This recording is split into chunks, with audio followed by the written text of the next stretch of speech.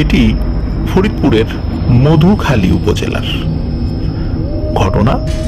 দুটো গ্রামে মূলত দুটি ঘটনার উল্লেখ পাওয়া যায়। ছোটখাটো এরকম আরো বেশ কিছু ঘটনা রয়েছে, যদিও সেগুলো আমরা পর্যায়ক্রমে ইনশাল্লাহ বলবো। তবে দুটো ঘটনার সাথে একটা মিল রয়েছে, এই জন্য দুটো ঘটনা একত্রে আমরা আমাদের এবারের এপিসোডের প্রথম ঘটনা হিসেবে আপনাদেরকে ইনশাল্লাহ শোনাতে যাচ্ছি। প্রথম যে ঘটনা, এই ঘটনাটি মূলত এই ফরিদপুর জেলার মধুখালী উপজেলার নওপাড়া ইউনিয়নের রাইজাদাপুর গ্রামে ঘটে। রাইজাদাপুর সীতারামপুর গ্রামের ঠিক পাশে। সীতারামপুর এবং রাইজাদাপুর পাশাপাশি গ্রাম। তো প্রথম ঘটনাটি রাইজাদাপুরের এবং পরবর্তী ঘটনাটা সীতারামপুরের। তো চলুন আমরা ঘটনাতে চলে যাই। প্রথম যে ঘটনা, এই ঘটনা এবং দ্বিতীয় ঘটনা, এই দুটি ঘটনারই বয়স প্রায় 25 বছর এবং দুটি ঘটনার মধ্যবর্তী ব্যবধান সর্বোচ্চ 1 বছরের। দুটি ঘটনা দুটো গ্রামে ঘটেছে, দুজন ভিন্ন ভিন্ন ব্যক্তির সাথে ঘটেছে, তবে দুটো ঘটনার মধ্যে একটি ভয়ানক মিল রয়েছে। আশা করছি সেই মিলটি আপনারাও ধরতে পারবেন। তো গ্রামে ওই সময়ে কিন্তু মানে এই রায়জাদাপুর বা সীতারামপুর আজ থেকে 25 বছর আগে একদম অজপাড়া গায়ের মতোই ছিল, এতটা আধুনিকতার ছোঁয়া তখনও লাগেনি। তখন অধিকাংশ বাড়ির যেই মানে চারদিকে যেই সীমানা, এই সীমানাগুলো বাঁশের বেড়া, পাটখড়ির বেড়া এইগুলো দিয়ে তারা করতেন। তো তেমনি একটি বাড়ি, একটা গৃহস্থ বাড়ি, সেই গৃহস্থ বাড়ির একটি বাঁশের বেড়া ভেঙে গিয়েছিল। তো ওই বাড়ির যিনি মালিক, যিনি কর্তা, তো উনি চিন্তা করলেন যে তাহলে আমাদের পাশে যে বাঁশঝাড় রয়েছে, যে বিশাল বাঁশঝাড়, সেখান থেকে বাঁশ কেটে আনি, বাঁশ কেটে এনে নিজেই ওই বেড়াটি মেরামত করবেন, এরকম চিন্তা করেন। তো যাওয়ার আগে উনি ওনার পরিবারকে বলে যান যে আমি বাঁশঝাড়ে যাচ্ছি বাঁশ কাটতে। তো ওনার বাড়ির কাছাকাছি খুব বিশাল একটা বাঁশঝাড় ছিল, অনেক বড় বাঁশঝাড়। আর বাঁশঝাড়ের যে শেষ প্রান্ত, ওইদিকে একটি পুকুর ছিল। তো উনি বেশ স্বাভাবিকভাবে বাঁশ কাটছিলেন, একটা দুইটা এরকম বেশ কয়েকটা বাঁশ উনি কেটেছেন। তো বাঁশ কাটতে কাটতে হঠাৎ করে মনে হলো যে ওই পুকুর যেই পাশে রয়েছে, মানে ওই বাঁশের শেষ প্রান্তে, ওই পুকুরের ওই দিকটা থেকে ভেঙে চুরে কোনো কিছু দৌড়ে আসছে। এবং সে যখন দৌড়ে আসছে, মনে হচ্ছে যে বাঁশঝাড়ের মাটি কেঁপে উঠছে। আর যখন দৌড়ে আসছিল, তখন ওই বাঁশঝাড়ের বিভিন্ন জায়গায় বিভিন্ন পাখি বসেছিল। সে দেখছে যে পাখিগুলোও উড়ে যাচ্ছে, তার মানে অবশ্যই ওই দিকটা থেকে কিছু আসছে, আর অবশ্যই সেটা ভয়ানক কিছু, নাহলে এত জোরে শব্দ হচ্ছে কেন। তো উনি বাঁশ কাটা বন্ধ করে চিন্তা করছেন যে কি আসে একটু দেখি। এভাবে তো কোনো কিছু আসার কথা নয়, আর বাঁশঝাড়ের ভিতর দিয়ে তো এত জোরে দৌড়ানো যায় না। বাঁশঝাড়ের ভিতর দিয়ে দৌড়ালে তো শরীরের আঘাত লাগবে, কারণ কুঞ্চি রয়েছে ওই দিক দিয়ে, তো এইভাবে মানে খুব সাবধানে হাঁটতে হয় বাঁশঝাড়ের ভিতরে। যারা দিকে হাঁটাচলা করেছে তারা তো জানেন, যেহেতু এটা খুব ঘন বাঁশঝাড় ছিল। তো উনি যখন খেয়াল করছিলেন যে কি আসে, কিছু সময়ের মধ্যে ভয়ানক একটি জিনিস ওনার সামনে দেখা দেয়। উনি দেখতে পান যে বিশাল আকৃতির একটি গরুর মতো কিছু একটা অবয়ব। এটা গরু নাকি মহিষ নাকি এটা নির্দিষ্ট করে বলা যাচ্ছে না, তবে এটা গরুর মতো একটা অবয়ব।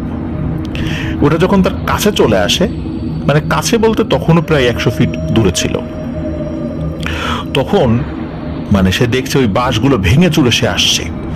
আর ওই জিনিসটার গলা কাটা। গলা কাটা বলতে বিষয়টা এরকম যে কোনো গরু জবাই করার পর দেখা গেল যে অনেকটা অংশ জবাই হয়ে গেছে, তখন গরুর মাথাটা কিন্তু ঘাড়ের সাথে ঝুলে থাকে। ওই অবস্থায় যদি কোনো গরু দৌড়ায়, তখন কি হয়, তার মাথাটা এদিক ওদিক এলোমেলো নড়তে থাকে। ঠিক তেমন গরুটা দৌড়ে আসছে এবং মাথাটা এলোমেলো এদিক ওদিক নড়ছে, একবার উপরে নিচে ডানে বা এরকম নড়াচড়া করছে। যেহেতু ওই গরুটার আকৃতি অনেক বিশাল ছিল, গরু জবাই করার পর আমরা দেখি যে গরুর গলার ভেতরের যে শ্বাসনালী এগুলো দেখা যায়। তো ওই লোকটি ওইটা দেখছিলেন এবং উনি দেখতে পাচ্ছিলেন যে গরুর গলা দিয়ে টপ টপ করে তাজা রক্ত মাটিতে পড়ছে, এবং ওই শ্বাসনালীটা এত বড় ছিল যে অনেক দূর থেকেও মনে হচ্ছে গরুর শরীরের ভেতরকার বিভিন্ন অর্গানগুলো সেগুলোও দেখা যাচ্ছে। তো উনি ওই অবস্থায় দৌড় দিবেন কি, মানে দৌড়ের কথা বলে যান, মনে হচ্ছে ওনার পা মাটির সাথে শক্ত হয়ে লেগে রয়েছে। উনি দৌড়ের কথা ভুলে যান, উনি শুধু প্রচন্ড জোরে একটা চিৎকার দেন, ও বাবা গো, এইটা কি দেখলাম। এটা শুধু একবার চিৎকার দিয়েছেন। আর ওই বাঁশঝাড়টা আসলে ওনার বাড়ি থেকে খুব বেশি দূরে নয়, আর ওনার চিৎকারটা এত জোরে ছিল যে ওনার বাড়ির লোকজন ওই চিৎকারটা শুনতে পেয়েছিলেন। তখন তারা দৌড়ে ওই বাঁশঝাড়ের কাছে যান। তো বাঁশঝাড়ের কাছে গিয়ে দেখেন যে 3-4টা বাঁশ কাটা রয়েছে, যেটা উনি আগেই কেটেছিলেন। ওনার হাতের দা একদিকে পড়ে রয়েছে এবং উনি সেন্সলেস অবস্থায় পড়ে রয়েছে। ওনার শরীর খিচুড়ির মতো করে কাঁপছে এবং মুখ দিয়ে ফেনা বের হচ্ছে, অনেকটা মৃগী রোগীর যেরকম হয়, কিন্তু ওনার কিন্তু কোনো মৃগী রোগ ছিল না। ওনারা তাড়াতাড়ি তাকে ধরে বাড়িতে নিয়ে আসেন, তার মাথায় পানি ঢালেন, তাকে দ্রুত সুস্থ করার চেষ্টা করেন। তো ওনার জ্ঞান ফেরার পরও উনি যে ট্রমাটাইজড হয়েছিলেন এই বিষয়টা কাটছিল না, মানে তখন ওনার চোখে মুখে ভয়ানক একটা আতঙ্কের ছাপ রয়ে গিয়েছিল। তখন সবাই জিজ্ঞেস করেন কি হয়েছে কি হয়েছে, তখনও উনি কিছু বলতে পারছেন না। উনি তারপরেও বারবার মূর্ছা যাচ্ছেন, মানে সেন্সলেস হয়ে যাচ্ছেন। আস্তে আস্তে উনি স্বাভাবিক হন, ঘন্টাখানেক সময় লেগেছিল না স্বাভাবিক হতে। তারপরে উনি বলেন যে আমি এই রকমের জিনিস দেখেছি। তখন ওনার আত্মীয় স্বজন বলে যে চলো তো যাই আবার ওখানে, তুমি তো বললা যে বাঁশ টাস ভেঙে চলে আসছে, তার গলা দিয়ে রক্ত পড়ছিল, তাহলে এর কোনো প্রমাণ তো সেখানে থাকবে। তখন উনি যেতে চাচ্ছিলেন না শুরুতে, কারণ ওনার ভয়টা তো কাটেনি। তখন আরো অনেক লোক জড়ো হয়েছে, এটা কিন্তু দিনের বেলা, সম্পূর্ণ দিনের বেলার ঘটনা। তখন তাদের সাথে ওই বাঁশঝাড়ে উনি যান, যার পরে দেখেন যে ওনার বাঁশ যেগুলো কেটেছিলেন সেগুলো ওরকমই আছে। আর ওনাকে যখন নিয়ে আসা হয় তখন তো ওনার পরিবারের একজন সদস্য এক হাতে দা নিয়ে এসেছেন আর কি, কারণ ছোট জিনিস চুরি হয়ে যেতে পারে এই জন্য। তো ওখানে দা ছিল না, আর কোনো বাঁশ ভাঙা অবস্থায় ছিল না, সবগুলো ছিল অক্ষত। তবে হ্যাঁ, একটি রহস্যজনক জিনিস তারা দেখতে পান যেই জায়গা দিয়ে ওই ভয়ানক গরু আকৃতির ওই জিনিসটি, ওই অবয়বটি এসেছিল বলে ওই গেরস্ত জানিয়েছিল সকলকে, ওই পথের কোনো কোনো জায়গায় কালচে রঙের কিছু একটা পড়ে আছে। এটা দেখতে এরকম যে রক্ত শুকিয়ে গেলে যেরকম মানে রূপ ধারণ করে, যে কালার ধারণ করে, অনেকটাই তেমন। তখন তারা এই ছোপ ছোপ রক্তগুলো তারা দেখতে পায় সেখানে। তখন তারা বুঝতে পারে ও যেই জিনিসটা দেখেছে আসলে সেটা ঠিক ছিল। কিন্তু ওই সময় তো আসলে কারো হাতে এরকম ক্যামেরা মোবাইল ছিল না যে তারা ছবি তুলে রাখবে। আর এই ঘটনার পরে ওই বাসায় ঢুকতেও ভয় পেত, যে আরো মানুষ যে সেটা চেক করতে যাবে সেখানে, এই ভয়ে কেউ আসলে ওখানে সহজে ঢোকেনি। হয়তোবা সেটার প্রমাণ আজকের সময়ে যদি হতো, অবশ্যই হাতে স্মার্টফোন ছিল, ছবি তুলে রাখতো, কিন্তু ওই সময় ওই সেই বাস্তবতায় ওইটার প্রমাণ তারা রাখতে পারেনি। তবে ওই বাঁশঝাড়ে হঠাৎ হঠাৎ নাকি এই ধরনের ঘটনা ঘটতো। এটি ছিল আমাদের প্রথম ঘটনার প্রথম অংশ, যেটা রায়জাদাপুরে ঘটেছিল। এবার আসি রায়জাদাপুরের পাশের গ্রাম সীতারামপুর। এই ঘটনাটি যার সঙ্গে ঘটেছিল তার নাম হচ্ছে মাধব। তার ছেলে, তার নাম সঙ্গত কারণে তিনি আসলে বলতে চাননি, তার নামটা আমরা জানি কিন্তু সঙ্গত কারণে তিনি বলতে চাননি। তবে ওই গ্রামের আশেপাশে যারা আছেন বা গ্রামের যারা আছেন তারা যদি এই ঘটনা শুনে থাকেন অবশ্যই মাধবকে চিনবেন। আর ইনারা সম্পর্কে সৌমিত্র রয়ের দুঃসম্পর্কের মামা হন। প্রথমত একই গ্রামের, কারণ সীতারামপুরে, নওপাড়া ইউনিয়নের সীতারামপুরে হচ্ছে সৌমিত্র রয়ের নানা বাড়ি। আর ওখানে যে প্রতিবেশী সম্পর্কে উনি সম্পর্কে দুঃসম্পর্কের মামা হন, মানে মাধবের ছেলে তার সম্পর্কে মামা হন আর কি, আর মাধব সম্পর্কে নানা হন আর কি দুঃসম্পর্কে। তো এই মাধবের ছেলেই মূলত এই ঘটনাটি শেয়ার করেছে। তো ঘটনাটি কিন্তু দিনের আলোতে ঘটেনি, এটি ঘটেছিল রাতে। গ্রামে তো সন্ধ্যার পরে অনেক রাত, সবাই খেয়ে দিয়ে শুয়ে পড়ে। আর এখন থেকে 25 বছর আগে তো সীতারামপুর গ্রাম সেটা আরো অজপাড়াগা বলেই ছিল বলা যায় আর কি। তখন তো এত আধুনিকতার ছোঁয়া লাগেনি, এটা আমি শুরুতেই বলেছি। তো রাত তখন আনুমানিক 1:30 2টো বা এরকম একটা সময় আর কি। এখন মাধবের প্রাকৃতিক ডাকে সাড়া দেওয়ার প্রয়োজন পড়ে। তো উনি চিন্তা করেছিলেন যে একটা কাজ করি, বাসার যে উঠোনটা পার হই তো মাঠ, ফসলি মাঠ আর কি।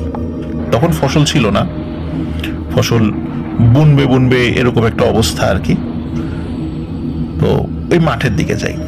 তখন কিন্তু আকাশে মেঘ ছিল, আবার চাঁদও ছিল, মানে মেঘ এবং চাঁদের লুকোচুরি হচ্ছিল। এই জন্য যে জ্যোৎস্নার অনেক আলো রয়েছে এরকমও ছিল না, আবার একদম যে ঘুটঘুটে অন্ধকার এমনটাও না, মানে এরকম একটা আলো আধারির খেলা ছিল। জোনাকি পোকা জ্বলছিল সেখানে। তো উনি হাতে কিন্তু কোনো আলো নেননি, মানে হারিকেন বা এই টাইপের কোনো কিছু নেননি, কারণ উনি চিন্তা করেছেন যে এমনিতেই হেঁটে চলে যাই। তো উনি ওই মাঠের দিকটাতে যান, উনি যে কাজের জন্য বের হয়েছেন। তো উনি যখন ওই উঠানটা পার হয়ে, উঠানটাও বেশ বড় ছিল, বাড়িতে বেশ কয়েকটা ঘর ছিল, সেখানে আত্মীয় স্বজন মানে একান্নবর্তী পরিবার আর কি, সবাই থাকতেন আর কি।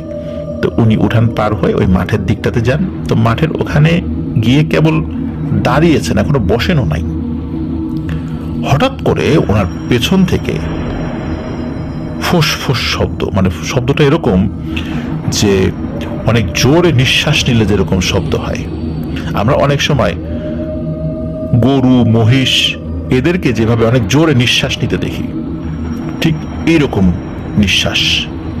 এবং নিঃশ্বাসটা ছিল গরম নিঃশ্বাস, যেই নিঃশ্বাসটি মাধবের শরীরের পেছনের অংশে খুব ভালোভাবে পড়ছিল এবং মাধব সেটা ফিল করছিল। মাধব চিন্তা করেন কি ব্যাপার, এত জোরে পেছনে নিঃশ্বাস নিচ্ছে কে। মাধব কিন্তু স্পষ্টভাবে বলেছিলেন যে এই জিনিসটা তার ডানে না বায়ে না, এটা তার ঠিক পেছনেই রয়েছে। কারণ ডানে বায়ে হলে আমরা কিন্তু বুঝতে পারি যে সামনের দিকে তাকিয়ে থাকলে আমাদের ডান পাশে দিয়ে যদি কোনো কিছু যায় বা বাম পাশ দিয়ে যদি কোনো কিছু যায় সেটা কিন্তু আমরা বুঝতে পারি। কিন্তু মাধব ডানে বায়ে কিন্তু কাউকে তার চোখের যেই দৃষ্টিসীমা এর মধ্যে সে দেখছিল না। এই জন্য সে এটাও ফিল করছিল এই জিনিসটা তার ঠিক পেছনে দাঁড়িয়ে আছে। উনি যে কাজটি করেন সেটি হলো যে উনি ওই দাঁড়ানো অবস্থায় শরীরটা হালকা ঘোরান, মানে হালকা ঘুরিয়েছেন, এবং ওনার মাথাটা মানে ঘাড় ঘুরিয়ে মাথাটা পেছন দিকে নিয়ে নেন। উনি দেখতে চান যে আসলে জিনিসটা কি। আর এটি ছিল ওনার জন্য ভয়ানক একটি পরিণতির কারণ। উনি যখনই পেছন দিকে কিছুটা ঘাড় ঘুরিয়ে তাকিয়েছেন তখনই তিনি দেখতে পান যে প্রায় 15-20 ফুটের মতো উঁচু কালো একটা অবয়ব। কিন্তু শুধু এই অবয়ব যদি তিনি দেখতেন তাহলে একটা ব্যাপার ছিল। তিনি দেখতে পান যে এই অবয়বটি কালো, কিন্তু এই অবয়বটির আকার আকৃতি বোঝা যাচ্ছে। একটি গরু সে যদি 2 পায়ে দাঁড়ায় তাহলে ঠিক কেমন দেখা যাবে। উনি দেখতে পাচ্ছিলেন যে এই আকৃতিটা ঠিক তেমন একটি গরু 2 পায়ে দাঁড়িয়ে রয়েছে, এবং এই গরুটির স্বাস্থ্য স্বাভাবিক যে গরু দেখা যায়, আমরা এখনো যে গরুগুলা দেখি, যেমন ব্রাহ্মা জাতের গরু রয়েছে যেগুলো অনেক স্বাস্থ্যবান, অনেক উঁচু, অনেক চওড়া, বলা হয় যে এই গরুগুলো থেকেও ওই গরুটি আকার আকৃতিতে বড় ছিল, স্বাস্থ্যবান ছিল। মাধব দেখতে পান যে গরুটি শুধু যে দাঁড়িয়ে রয়েছে তা নয়, ওই গরুটির চোখ যেখানে থাকার কথা সেখানে কোনো চোখ নেই। গরুটির অনেক বড় বড় মোটা মোটা 2টি শিং রয়েছে, আর ওই গরুটির 2টি চোখ ওই 2টি শিংয়ের চোখা অংশের 2টি জায়গায় অবস্থিত, এবং ওই চোখ 2টি ঠিক লাইটের মতো জ্বলছে, যেখানে আলোক রশ্মি স্পষ্টভাবে বের হচ্ছে। এই দৃশ্য দেখার সাথে সাথে মাধব যে কাজটি করেন, ওখান থেকে তিনি দৌড় দেওয়ার চেষ্টা করেন। মানে দৌড় দিবেন বলতে উনি যেই দিকে দৌড় দিবেন সেই দিকটাই তো ওনার পেছন দিকে ওই ভয়ানক অবয়বটি দাঁড়িয়েছিল। উনি কিছুটা ঘুরে দৌড় দেন। ওনার বাড়ির উঠান তো খুব কাছাকাছি ছিল। উনি ওই উঠোনে গিয়ে পড়ে যান এবং প্রচন্ড জোরে এক চিৎকার দিয়ে পড়ে যান। উনি চিৎকার ধীরে ধীরে আসছিলেন, শেষ মুহূর্তে উনি প্রচন্ড জোরে একটা চিৎকার দেন। বাড়ির সকলে তো গভীর ঘুমে বিভোর। তখন ওনার চিৎকারে ঘুম ভেঙে যায়। আর একটা ব্যাপার হলো যে উনি যখন ওনার বিছানা থেকে বের হয়েছেন, মানে ওয়াশরুমে, ওনার ওয়াশরুম মানে প্রাকৃতিক কাজ সারার জন্য, ওনার ওয়াইফ টের পেয়েছিলেন যে উনি বাইরে বের হয়েছেন, এটা উনি টের পেয়েছিলেন। আর উনি তখনও ঘুমাননি। ওনার ওয়াইফ যেহেতু ঘুম ভেঙে গেছে, ওনার স্বামী না আসা পর্যন্ত উনি তখনও ঘুমাননি। ওই চিৎকারে সকলের আগে ওনার ঘুম ভাঙে। ওনার স্বামীর চিৎকারে উনিও আরো জোরে চিৎকার দেন। আবার ওনার চিৎকারেও বাড়ির অন্য সকলের ঘুম ভেঙে যায়। গ্রামে দেখা যায় যে আমাদের যেই পিদিম যেটাকে বলি, এটা তো নিভিয়ে ঘুমায়, আর হারিকেন খুব আলতো আলো জ্বালিয়ে সকলে ঘুমিয়ে থাকে। তো ওই চিৎকারে অন্য যারা ছিল তারা সকলে হারিকেনের আলো আরো বেশি করে জ্বালিয়ে দিয়ে তাড়াতাড়ি বের হন। বের হয়ে দেখেন উঠানের শেষ প্রান্ত, যেদিকটা মাঠ রয়েছে, ওই প্রান্তে এসে মাধব অজ্ঞান হয়ে পড়ে আছে। সকলে সেখান থেকে তাড়াতাড়ি তাকে নিয়ে আসে। নিয়ে আসার পরে দেখা যায় যে তার ঘাড়টা ঠিক মানে কিছুটা বাঁকানো, মানে সে যে পিছন মানে এক সাইডে ঘুরে তাকানোর চেষ্টা করেছিল, তো এই জন্য ওই ঘাড়টা ওরকম বাঁকাই রয়ে গেছে। তাকে ঘাড় সোজা করার যখন চেষ্টা করা হচ্ছিল, তখন তার জ্ঞান ফেরে এবং প্রচন্ড জোরে চিৎকার দেন যে, ও বাবা গো, মা গো, ব্যথা ব্যথা। মানে কোনোভাবেই তার ঘাড়ের দিকে হাত দেওয়া যাচ্ছিল না। ওই রাতেই একজন গ্রাম্য চিকিৎসক তাকে খবর দেওয়া হয়, তিনি আসেন, তিনি প্রাথমিক চিকিৎসা করেন এবং বলেন যে সকাল হলেই ভালো ডাক্তারের কাছে নিয়ে যেতে। সকাল হওয়ার পর তাকে সদরে ভালো ডাক্তারের কাছে নিয়ে যাওয়া হয়, পরীক্ষা নিরীক্ষা করা হয়, কিন্তু তার ঘাড় কিছুতেই সোজা হচ্ছে না। ওনার ঘাড়ে হাতই দেয়া যাচ্ছে না, মানে প্রচন্ড ব্যথা। আর ওই ঘটনার পর থেকে ওনার শরীরের এক অংশ, মানে ঘাড় ঠিক যেই দিকে ঘুরিয়েছিলেন, ওই সাইডের একাংশর বেশ কিছু মানে পার্ট, শরীর বিভিন্ন পার্ট উনি নাড়াতে পারছিলেন না, প্যারালাইজড হয়ে যায়। ওনার দীর্ঘদিন ধরে এই চিকিৎসা চলেছিল। চিকিৎসা করার পরে ওনার অবস্থার কিছুটা উন্নতি হয়েছিল, কিন্তু ওনার এই যে ঘাড়, এটা আর কখনোই স্বাভাবিক হয়নি। আর দীর্ঘদিন ধরে চিকিৎসা বলতে বোঝাচ্ছি যে বছর খানেক। আর ওনার শরীরের যে অংশটা প্যারালাইজডের মতো হয়ে গিয়েছিল, এটিও পরিপূর্ণভাবে আর কখনোই স্বাভাবিক হয়নি।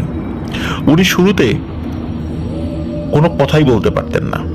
আস্তে আস্তে আস্তে আস্তে উনি কথা বলা শুরু করেন, কিন্তু শেষ পর্যন্ত উনি একদম আগের মতো পরিপূর্ণভাবে স্পষ্টভাবে কথা, এই জিনিসটি উনি বলতে পারেননি, কারণ ওনার ভোকাল কর্ড এটি অনেকটাই বিকৃত হয়ে গিয়েছিল। তারপরেও উনি যতটুকু কথা বলতেন, আস্তে আস্তে বললে আশেপাশের মানুষজন কিছুটা বুঝতে পারতেন। তো উনি পরবর্তী যখন কিছুটা সুস্থ হন এবং উনি কথা বলা শুরু করেন, তখন উনি অন্যদেরকে বলেন যে উনি কি দেখেছিলেন। তো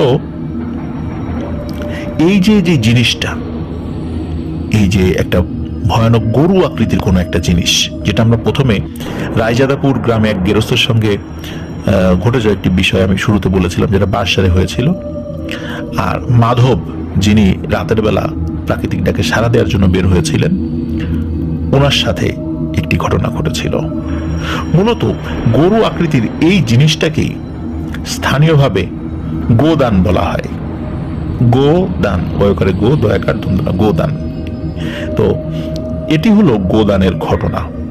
তবে এই ঘটনা থেকে একটি বিষয় কিন্তু আমাদের শিক্ষা নেওয়া উচিত, এবং এটা একটা সায়েন্টিফিক ব্যাখ্যা রয়েছে। বিভিন্ন সময় এই বিষয়ে অনেকেই পোস্ট করেন মানুষের সচেতনতার জন্য। সেটি হলো, রাতের বেলা কেউ যদি পেছন থেকে ডাক দেয়, আপনারা শুনবেন যে অনেকেই লেখে পেছন থেকে ডাক দিলে ঘাড় ঘোরানো যাবে না, পুরো শরীর ঘুরিয়ে তাকাতে হবে। মানে যারা ডক্টর রয়েছেন তারা বলেন রাতের বেলা কেউ যদি পেছন থেকে ডাক দেয়, কেউ যদি শুধু ঘাড় ঘোরায় এবং ঘাড় ঘুরে যদি সে যদি ভয় পায়, তাহলে ইনস্ট্যান্ট তার ভয়াবহ মানে মারাত্মক সিভিয়ার লেভেলের স্ট্রোক করার সম্ভাবনা রয়েছে। মাইনর স্ট্রোক না, ভয়ানক রকমের স্ট্রোক করার সম্ভাবনা রয়েছে। আর ওই স্ট্রোকে ঘাড় স্থায়ীভাবে বাঁকা হয়ে যাওয়া এবং শরীর প্যারালাইজড হয়ে যাওয়ারও ভয় রয়েছে।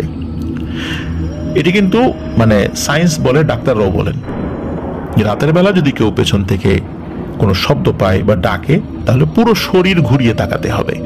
তাহলে ভয় পেলেও ওই ভয়ের ফলে হয়তো বা মানুষ সেন্সলেস হতে পারে, কিন্তু শারীরিক যে ভয়ানক রকমের ক্ষতি যেটা মাধবের ক্ষেত্রে হয়েছিল, এই জিনিসটা হয়তো আল্লাহ চাহেন তো ইনশাল্লাহ হবে না। মাধব যেহেতু আংশিক ঘাড় ঘুরিয়েছিল, যার কারণে ওনার সাথে এই ভয়ানক যেই শারীরিক যে অসুবিধাটা এটা ঘটেছিল। মাধব বছর খানেক জীবিত ছিল এবং যতদিন জীবিত ছিলেন উনি আর পরিপূর্ণভাবে সুস্থ হয়নি এবং ওনার এই অসুস্থতার কারণেই তার মৃত্যু হয়। এই ঘটনাটি সীতারামপুর গ্রামের কম বেশি অনেকেই জানেন এবং এই মাধবের যিনি ছেলে তিনি মূলত এই ঘটনাটা শেয়ার করেছেন। তো মাধবের ছেলে সঙ্গত কারণে তার নিজের নামটি বলতে নিষেধ করেছেন, এছাড়া তার বাবার নাম বা আদার সবকিছু তো সৌমিত্র রয় আমাদেরকে বলেছে।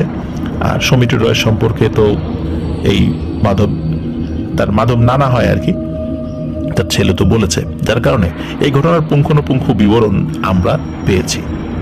তো প্রিয় লিসেনার্স, এটি ছিল গোদানের ঘটনা। আশা করছি গোদানের আরো বেশ কিছু ঘটনা আমরা পাবো এবং সত্যি সত্যি গোদানের কয়েকটি ঘটনা আমাদের পাইপলাইনে আছে। ইনশাল্লাহ আমরা পর্যায়ক্রমে সেই ঘটনাগুলো আপনাদের সাথে শেয়ার করব। প্রিয় লিসেনার্স, আশা করছি এই ঘটনাটি আপনাদের ভালো লেগেছে। আর এখনো যারা আমাদের চ্যানেল সাবস্ক্রাইব করেননি তারা দ্রুত সাবস্ক্রাইব করে ফেলুন। আর আমাদের আপনার দ্য হরর ওয়ার্ল্ড নামে একটি ফেসবুক পেজ এবং গ্রুপ রয়েছে, যার লিঙ্ক আমাদের ভিডিও ডিসক্রিপশনে দেওয়া রয়েছে। সেখানে গিয়ে আমাদের আপনার দ্য হরর ওয়ার্ল্ড পরিবারের সদস্য হয়ে যান। প্রিয় লিসেনার্স, চলে যাচ্ছি আমরা আমাদের এই ঈদ স্পেশাল এপিসোডের পরবর্তী ঘটনায়।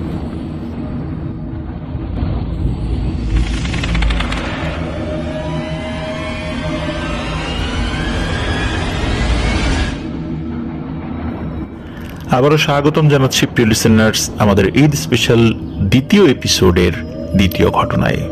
আশা করছি প্রথম ঘটনাটি আপনাদের ভালো লেগেছে এবং তারই ধারাবাহিকতায় আমরা এখন দ্বিতীয় ঘটনাটি আপনাদেরকে শোনাতে যাচ্ছি। ইনশাল্লাহ এই ঘটনাটিও আপনাদের অনেক অনেক ভালো লাগবে।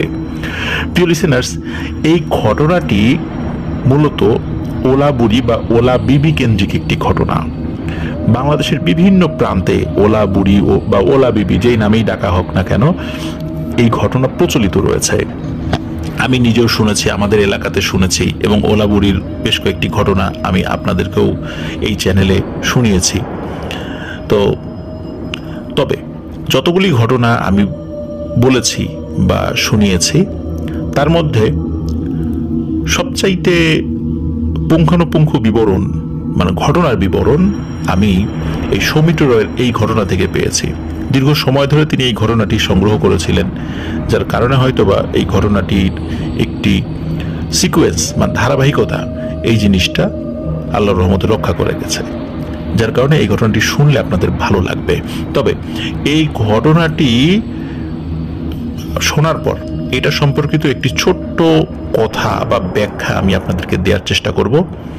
আর ওই ব্যাখ্যাটি শোনার জন্য পুরো ঘটনাটি আপনাদেরকে শুনতে হবে আগে, তারপর ইনশাল্লাহ আমরা ওই কথাটি বলবো। কারণ ওই ঘটনার একটা ব্যাপার রয়েছে, এই ব্যাপার সম্পর্কে একটা বিশ্বাস আমাদের মনে আসতে পারে এবং সেই বিষয়টি আমাদেরকে ক্লারিফাই অবশ্যই করতে হবে, না হলে আল্লাহর কাছে আমরা দায়ী থেকে যাব। তো প্রিয় লিসেনার্স, চলুন আমরা মূল ঘটনাতে চলে যাই। ঘটনাটি সৌমিত্র রয় তার মামির কাছ থেকে শুনেছিলেন। ঘটনাটি অনেক আগের, এটি ব্রিটিশ আমলের ঘটনা। আর এই ঘটনাটি মূলত তার মামি, তার যিনি নানা রয়েছেন, তার নানার এক চাচা রয়েছে, ওই কাকার বা চাচার সমসাময়িক ঘটনা, তার মানে অনেক আগের এটি ঘটনা।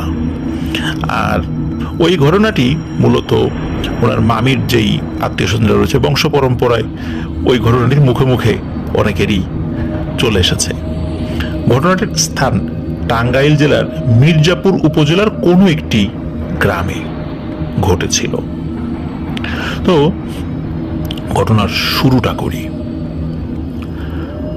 শুরুটা হয় এক গৃহস্থ বাড়ি থেকে।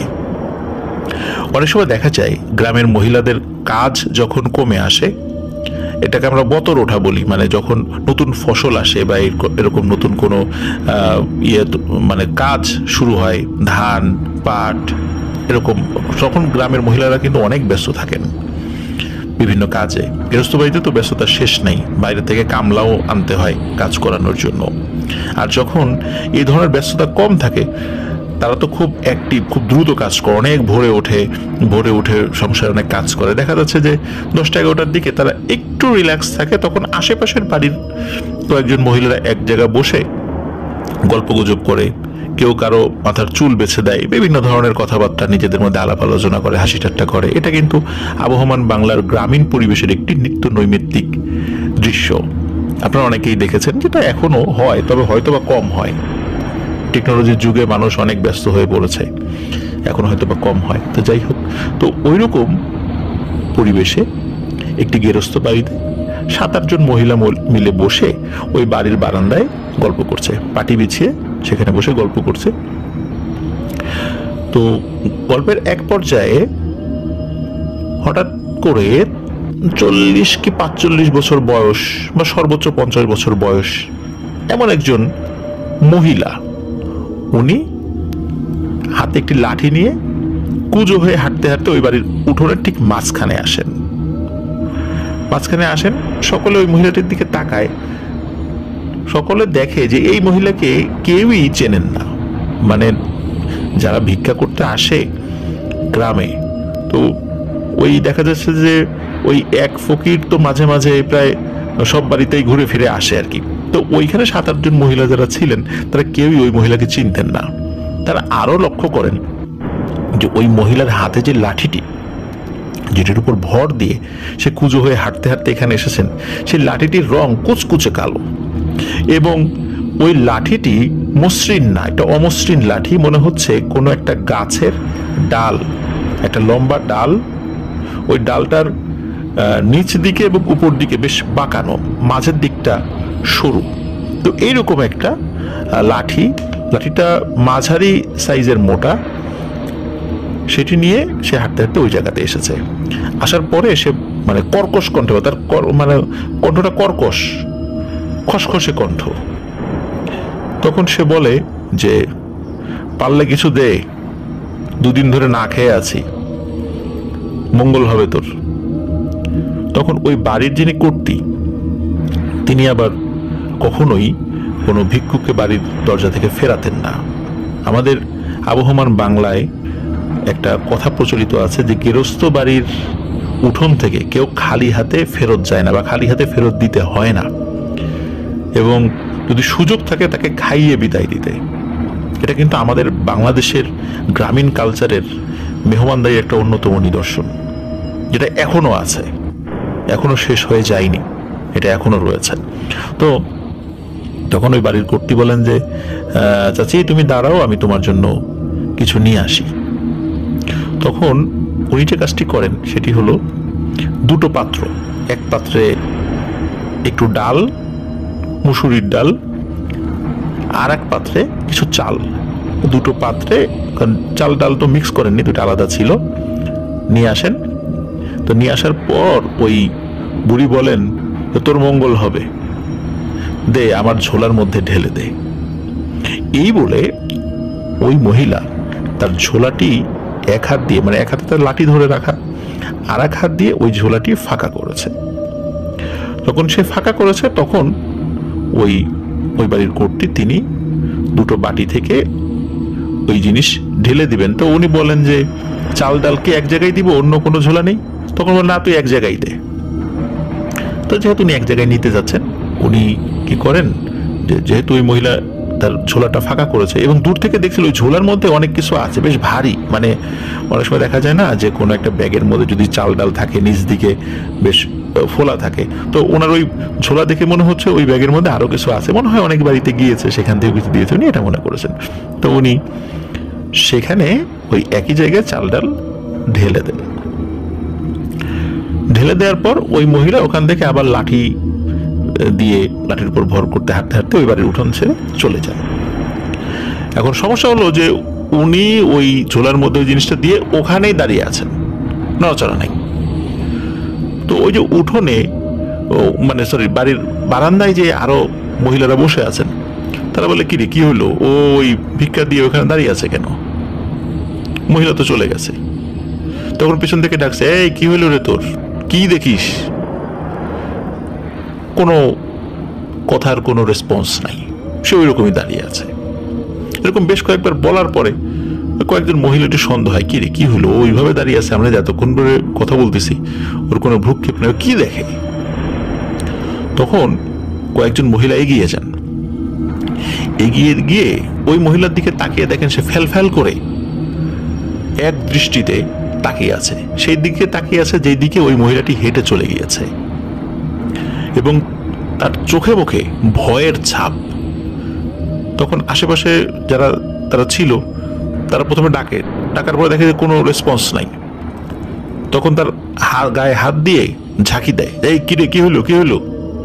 তো কয়েকবার ঝাঁকি দেওয়ার পরে ওই মহিলা মানে ওই বাড়ির কর্ত্রী মহিলা সে বলে, হ্যাঁ কি কি কি হলো কি হলো, আরে এটা কি এটা কি এটাকে আমি কি দেখলাম, এরকম করে বলতে থাকে। মানে অনেক সময় আমরা ঘুম যদি আমাদের হঠাৎ করে ভেঙে যায়, কেউ ডাক দেয়, তখন আমরা যেভাবে শব্দ করে উঠি, হ্যাঁ ও করে শব্দ করে চমকে উঠি, ঠিক ওই রকম মনে হচ্ছে সে একটা ঘোরের মধ্যে ছিল, সে তার সেন্সই ছিল না। তখন বললাম, এম কি দেখলাম রে, এটা কি? তখন বলে, কি দেখছিস কি দেখছিস? তখন উনি আবার চিন্তা করে যে কি যে দেখছি, এটা যদি এখন এদেরকে বলি এরা তো আবার হাসি তামাশা করবে। বলে, না না না আমি আসলে ভয় পাইছি, হ্যাঁ ভয় পাইছি, মহিলার চেহারা দেখে ভয় পাইছি। তখন ওনার বলে, ওই মহিলার চেহারা দেখে ভয় পাওয়ার কিন্তু স্বাভাবিক, একজন মহিলা 40 থেকে 50 বছর বয়স হবে, স্বাভাবিক মহিলা, স্বাভাবিক গড়ন, একটু কুজো, এই তো ভিক্ষা দিলি চলে গেল, তারপর ভয়ের কি আছে, চল। আর ওনার এই ভয় পাওয়া নিয়ে ও মহিলারা টুকটাক হাসি তামাশাও করে, কিন্তু ওনার ভয়ের এই যে যেই ইয়েটা মানে প্রভাবটা, এটা কিছুতেই কাটে না, উনি চুপচাপ হয়ে বসে আছে। যাই হোক, ওই মহিলারা তারা কিছুক্ষণ পরে নিজ নিজ বাড়িতে চলে যায়। সন্ধ্যার আগে তার স্বামী আসে বাইরে থেকে, মানে ক্ষেত থেকে স্বামী আসে। সন্ধ্যার পরে তার একমাত্র ছেলে এবং তার হাজবেন্ড তাকে নিয়ে যখন খেতে বসে, তখন খেতে বসার সময় তখন তার ছেলে এবং হাজবেন্ড একসাথে খাওয়া দাওয়া করছিল। তখন বলে যে আজকে এইরকম একটা ঘটনা ঘটছে, এরকম একজন মহিলা আসছিল, ওই মহিলার ঝোলার মধ্যে আমি একটি ভয়ঙ্কর জিনিস দেখেছি। বলে, কি দেখছো? বলে, আমি যখন ওই মহিলার ঝোলার মধ্যে চাল ডাল একসাথে ঢেলে দিচ্ছিলাম, ওই মহিলাটা হাত দিয়ে যখন তার ঝোলাটা ফাঁকা করেছিল, তখন আমি দেখি ওই ঝোলার মধ্যে মেয়েদের লম্বা লম্বা চুল পেঁচানো, মানে পেঁচিয়ে রাখা, আর ওই চুলের ভেতর দিয়ে মানুষের চোখের মতো বড় বড় চোখ তাকিয়ে আছে, এবং মানুষের চোখ যেমন চোখের পলক ফেলে পিট পিট করে, ওই অনেকগুলো চোখ বিক্ষিপ্ত অবস্থায় ওই ঝোলার মধ্যে রাখা, ওই চোখের উপর দিকে ওই চুলগুলো আছে, আমি স্পষ্ট দেখতে পাচ্ছিলাম সেই চোখগুলো পিট পিট করছে, আর ওর উপরেই আমি চাল ডাল ঢেলে দিয়েছি, এবং ওই সময় আমি জিনিসটা দেখেছি।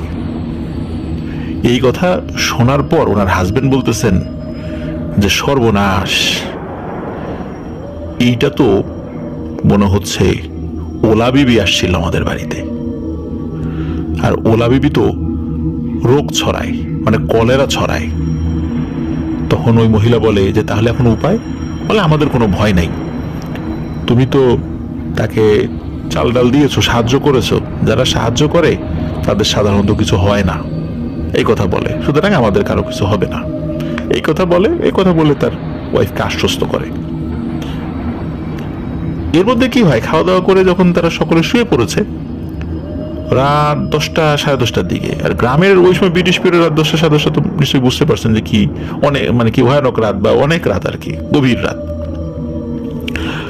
হঠাৎ করে তার স্বামী সে ওই বমি করার জন্য ওয়াক ওয়াক শব্দ করতে থাকে, এবং সে দৌড়ে ঘর থেকে বাইরে যায়, এবং কন্টিনিউ তার বমি হচ্ছে।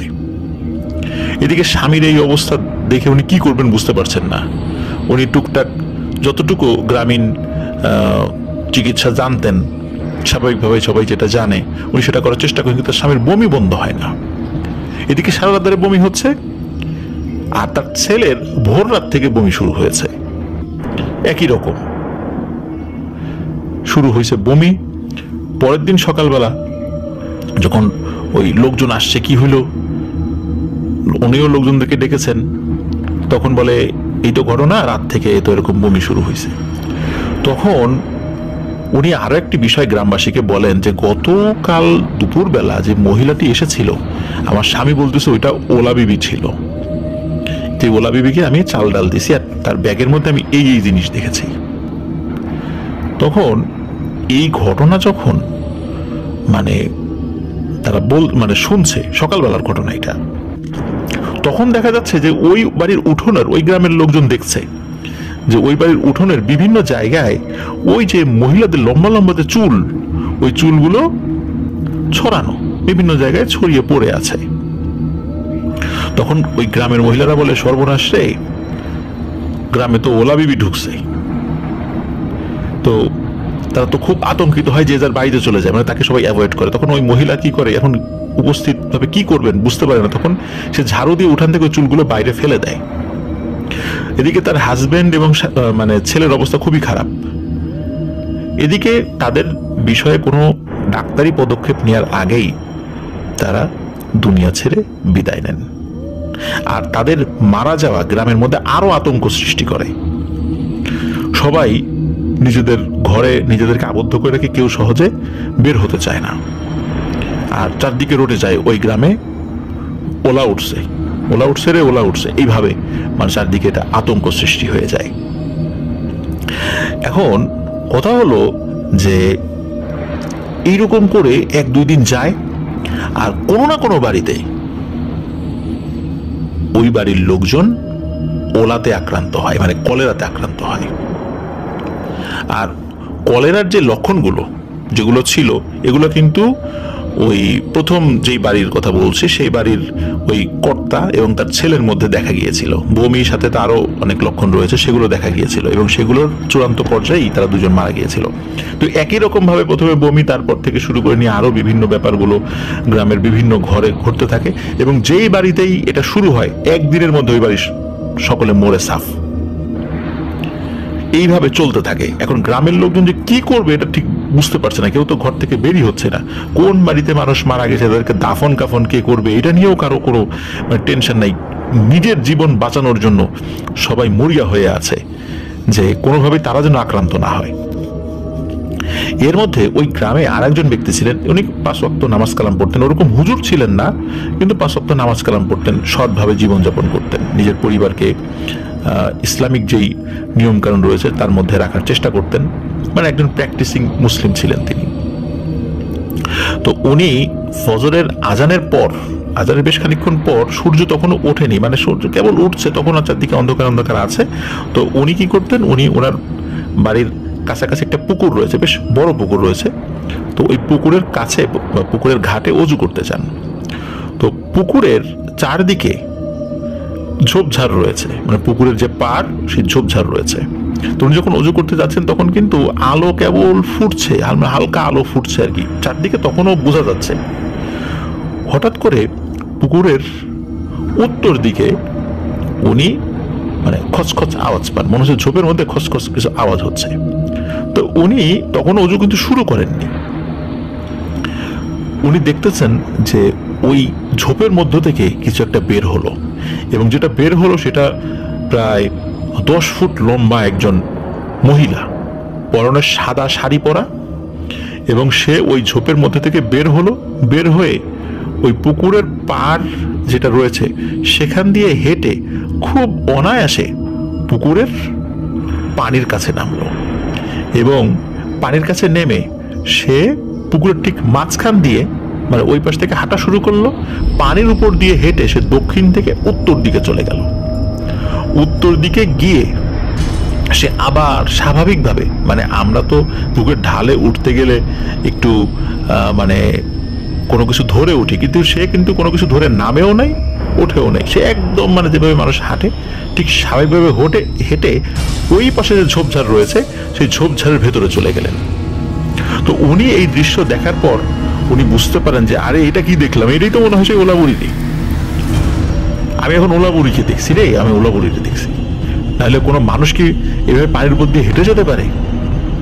উনি যখন প্রচন্ড ভয় পান তাড়াতাড়ি করে উনি উজু করে দ্রুত বাসায় যান, বাসায় যায় নামাজ পড়ে ওনার পরিবারকে বলেন যে আমি তো এই দেখছি। এবং এই ওলাবুড়িকে দেখার এই ব্যাপারটা চারদিকে চাউর হয়ে যায় যে ওই লোকটা ওলাবুড়িকে সচক্ষে দেখেছে আজকে সকালবেলা। লোকজনের মধ্যে আরো ভয় ভীতি সঞ্চারিত হয় যে এখন কি হবে। ওই পুকুরের পানি তো অনেকেই ব্যবহার করে, মনে হয় ওই পুকুরের পানি ব্যবহার করলে কলেরা আরো ছড়াতে পারে। এখন গ্রামের মানুষজন পুকুরের পানি ব্যবহার করাও একরকম বন্ধ করে দেয়, মানে এতটা আতঙ্ক সৃষ্টি হয়ে যায়। আর সত্যি সত্যি তো গ্রামের বিভিন্ন বাড়িতে এরকম ওলা উঠছিল। এই কারণে গ্রামের মানুষের মধ্যে এই ভয়ভীতি সঞ্চারিত হওয়াটা তো অস্বাভাবিক কিছু না। আর এরপরে আরো একটি ঘটনা ঘটে। তবে ওই যে হুজুর যেই মহিলাকে দেখেছিল সেখানে তার চেহারাকে দেখেনি, ঘোমটা দেয়া ছিল, এজন্য তার চেহারা দেখেনি। তবে তার হাত পা গুলো অস্বাভাবিক রকমের লম্বা মনে হচ্ছিল।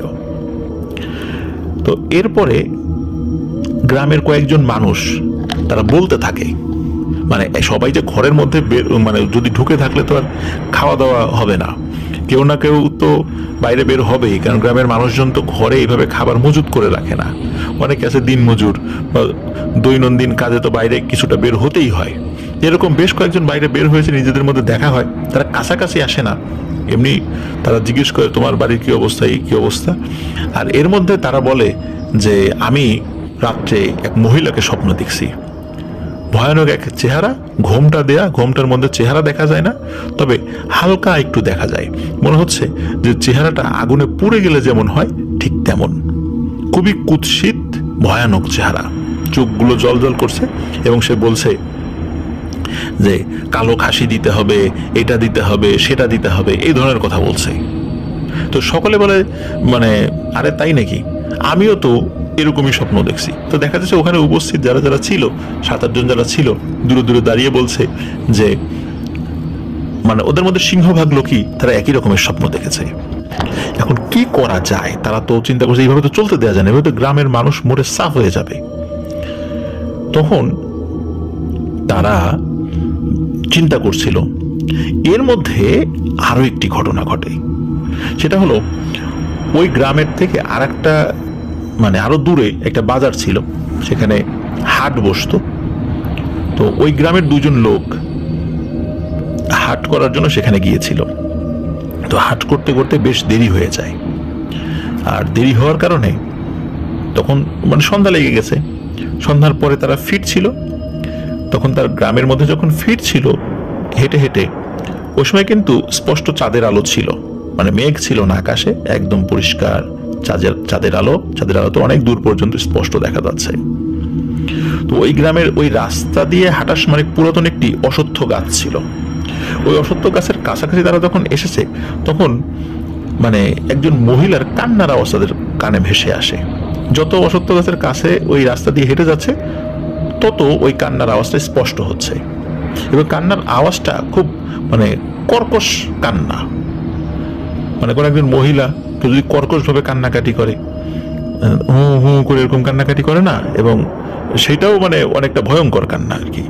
এটা ঠিক আসলে ভাষায় বোঝানো সম্ভব নয়, আপনারা হয়তো একটু অনুমান করে নিতে পারেন প্রিয় লিসেনার্স।